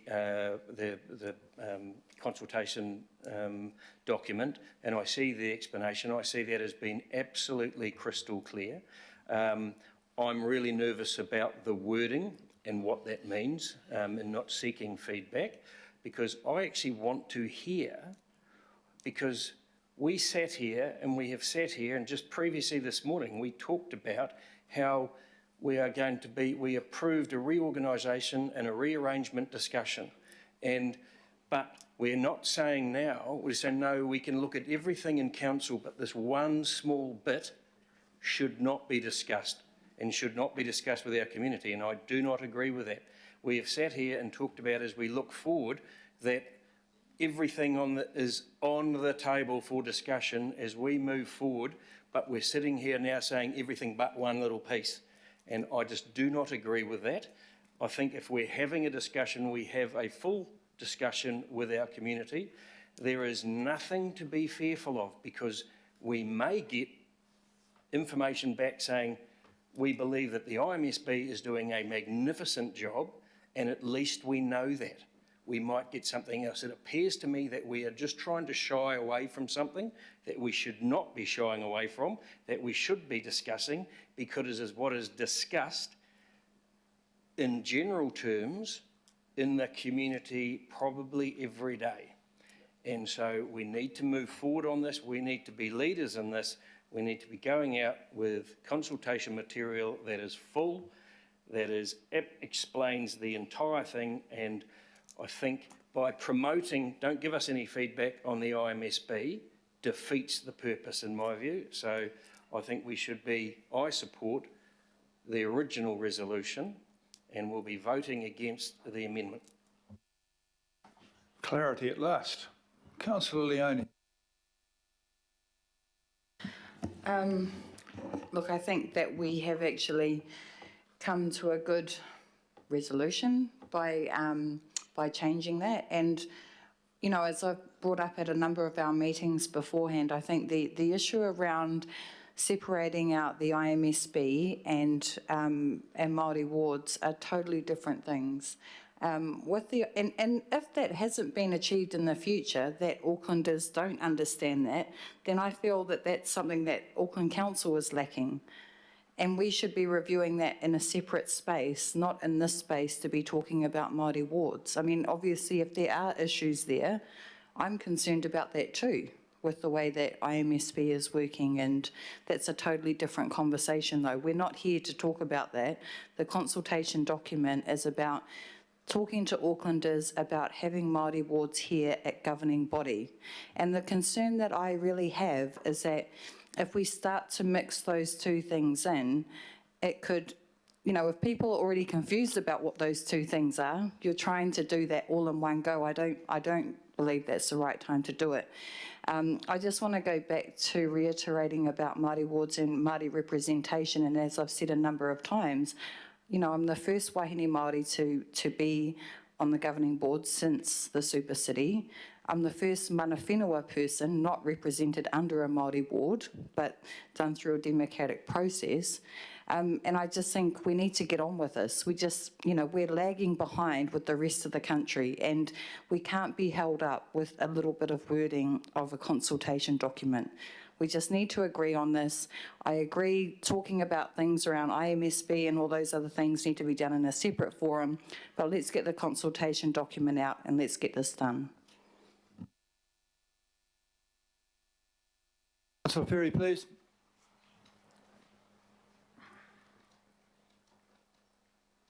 Kia ora. I largely agreed with what Councillor Leone just said. Just to briefly add, it's been said that there is a voice and that the IMSB is that voice. They are not at this table. So how can there be an IMSB voice at this table, even if it was representation as opposed to accountability? This discussion is about a voice at this table at the governing body, and that is the most important decision-making process we have as council, and currently Māori do not have fair representation, so I'll be supporting the motion. Thank you. Thank you, Councillor. Councillor Williamson. Yeah, I guess, Mayor, I have a unique perspective of this because I was a minister in the Cabinet Committee that processed this legislation. I sat very next to Rodney Hyde on a number of occasions, and Dame Tariana Turia and Peter Sharples had a major set of input into this legislation. And I can tell you, because I went back to my notes the other night from my cabinet books, that at that time this was very much about making sure Māori's voice was being heard at the Auckland Council, and that it had to be into the legislation in order for that voice to be heard. Now, I think Councillor Baker summarised it brilliantly, and I think it's pretty clear to most people here. The IMSB attend a number of decision-making committees, and as I think Councillor Lee said, have actually had the decisive vote to vote something down, even though the council might have been split.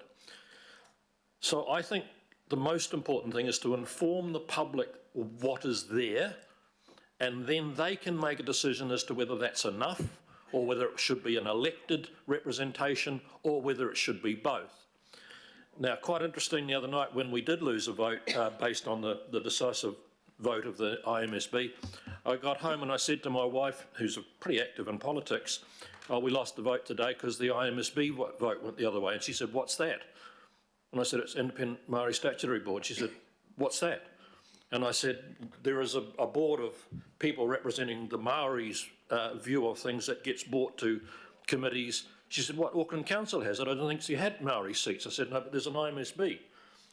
So that night when we went over to drinks at the tennis club, I asked around and nobody knew what an IMSB was. They did not know what it was. And when I told them, they said, oh, I didn't think council had that.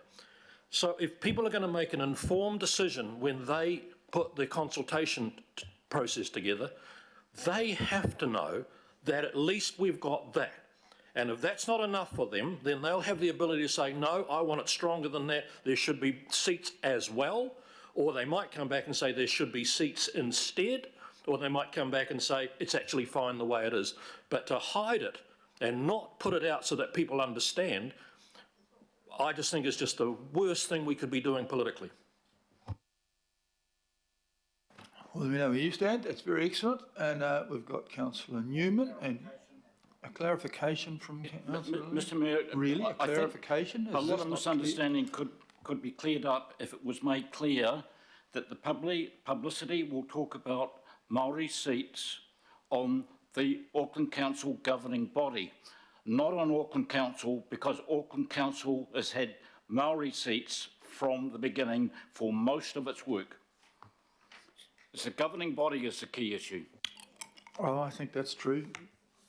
But no amount of clarification will clarify anything here. Councillor Newman, are you still wanting to make a brilliant speech to enlighten us? Well, I'm not sure if it's brilliant, but I just wanted to ask a process matter here.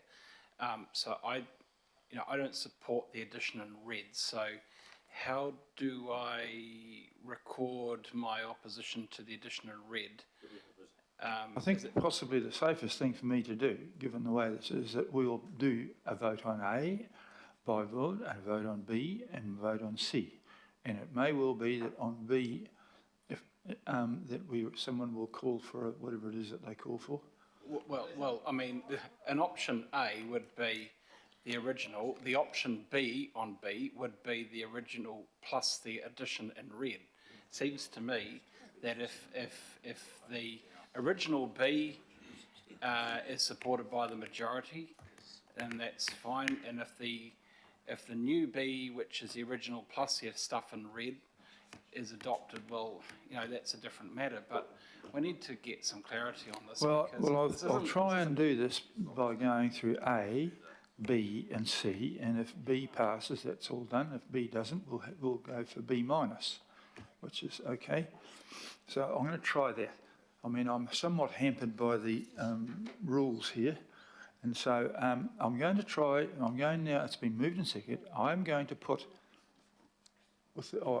Councillor Filipaina has reserved his ability to respond, and I'm quite happy to hear that.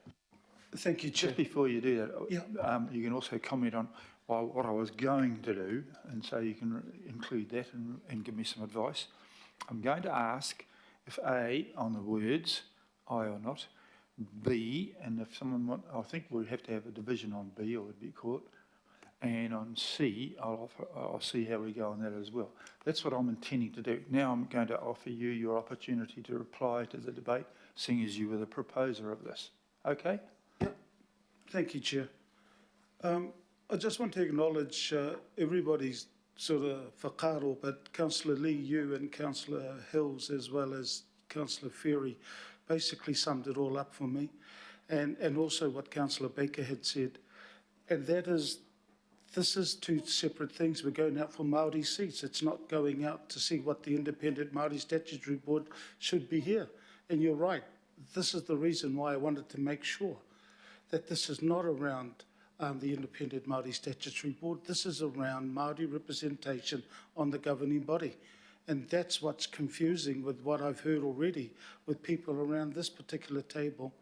And that's the reason why I wanted to make sure that there is a separation with this.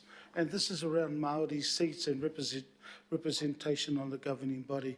So, Chair, that's really all I had to say, yeah, and it made it clear when Councillor Baker ended up saying what he said, that why that red is so important.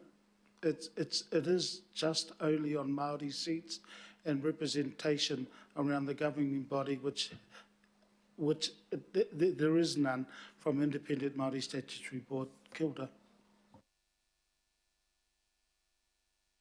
Mayor, Mr. Mayor. I've now concluded the debate and Mr. he'll Mayor, reply, and so could I I don't ask want the to hear mover any more. Mr. Mayor, could I ask the mover, because it's a little bit confusing, because I know Councillor Filipina amended, made an amendment, but in terms of C, there is a reference on Maori seats for Auckland Council, and really it should be Maori seats on the governing body of Auckland Council, or even elected Maori seats for the governing body, or even elected Maori seats for Auckland Council, but I think the word governing body must go in there to at least give some clarity to the public.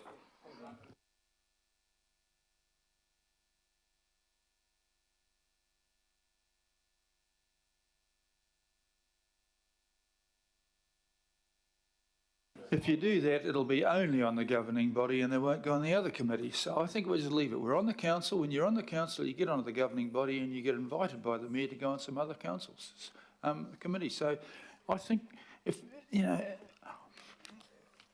I'd like to get home today. Can I move that we can get home today? Theoretically, this was responded to by Councillor Filipino, who's a stickler for the rules, and I support him for that. And so it's over. We're putting the damn thing. And I'm going to put it in 3A, B and C. I'm going to put the motion for A. All those in favour, please say aye. Aye. To the contrary? Aye. Who is to the contrary? Oh, sorry, there was a late aye. Okay, so that is carried. I'm going to now put option B, and is there a call for a division? There is a call for a division on option B. Okay, and I will ask Sandra with an R to carry out the division on option B. And we'll start. You'll carry this out. This is not my job to do it. Councillors, you're voting on clause B as you see it in front of you. Councillor Baker. No. Councillor Bartley. For. Councillor Dalton. For. Councillor Darby. For. Councillor Ferry. For. Councillor Filipina. Aye. Councillor Fletcher. No. Councillor Foley. For. Councillor Henderson. Aye. Councillor Hills. Aye. Councillor Lee. No. Councillor Leone. For. Councillor Newman. No. Councillor Sayers. Aye. Deputy Mayor Simpson. Councillor Stewart. No. Councillor Turner. Against. Councillor Walker. No. Councillor Watson. No. Councillor Williamson. No. Mayor Brown. No.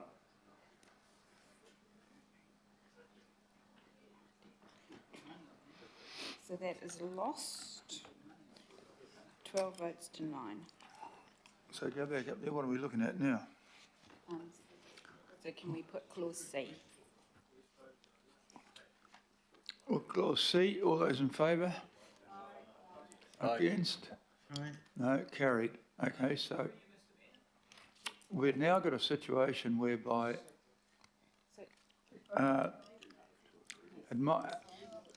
is the meeting prepared to allow me to put the original B? Just put it, just move it. To mo- You have to make a decision, so you need to. I am going to move the original B and see if we can get that one, and it is being seconded by Councillor Turner. And the original B has been lost by the person fiddling around with the computer.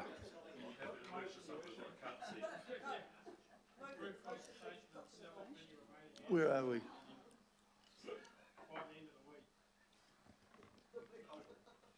B, approve the consultation for material for seats. All those in favour of that one, please say aye. Aye. To the contrary? Against. Okay, recorded by Councillor Filippone, is not happy with that, that's okay. Overall, things carried, and it seems as though... Against for me too, please. Who is that? Dalton, okay, Councillor Dalton. yep. And Ferry. And Bartley. And Foley. You probably win it now. I'm sorry to laugh, I'm not taking it seriously. That's carried, thank you. Now, Me too, Sarah. I'm going to take a huge risk now, but at least we're getting on with this. That item 11 is not contentious, and we might be able to get away and have lunch, and we'll return afterwards for the secret piece.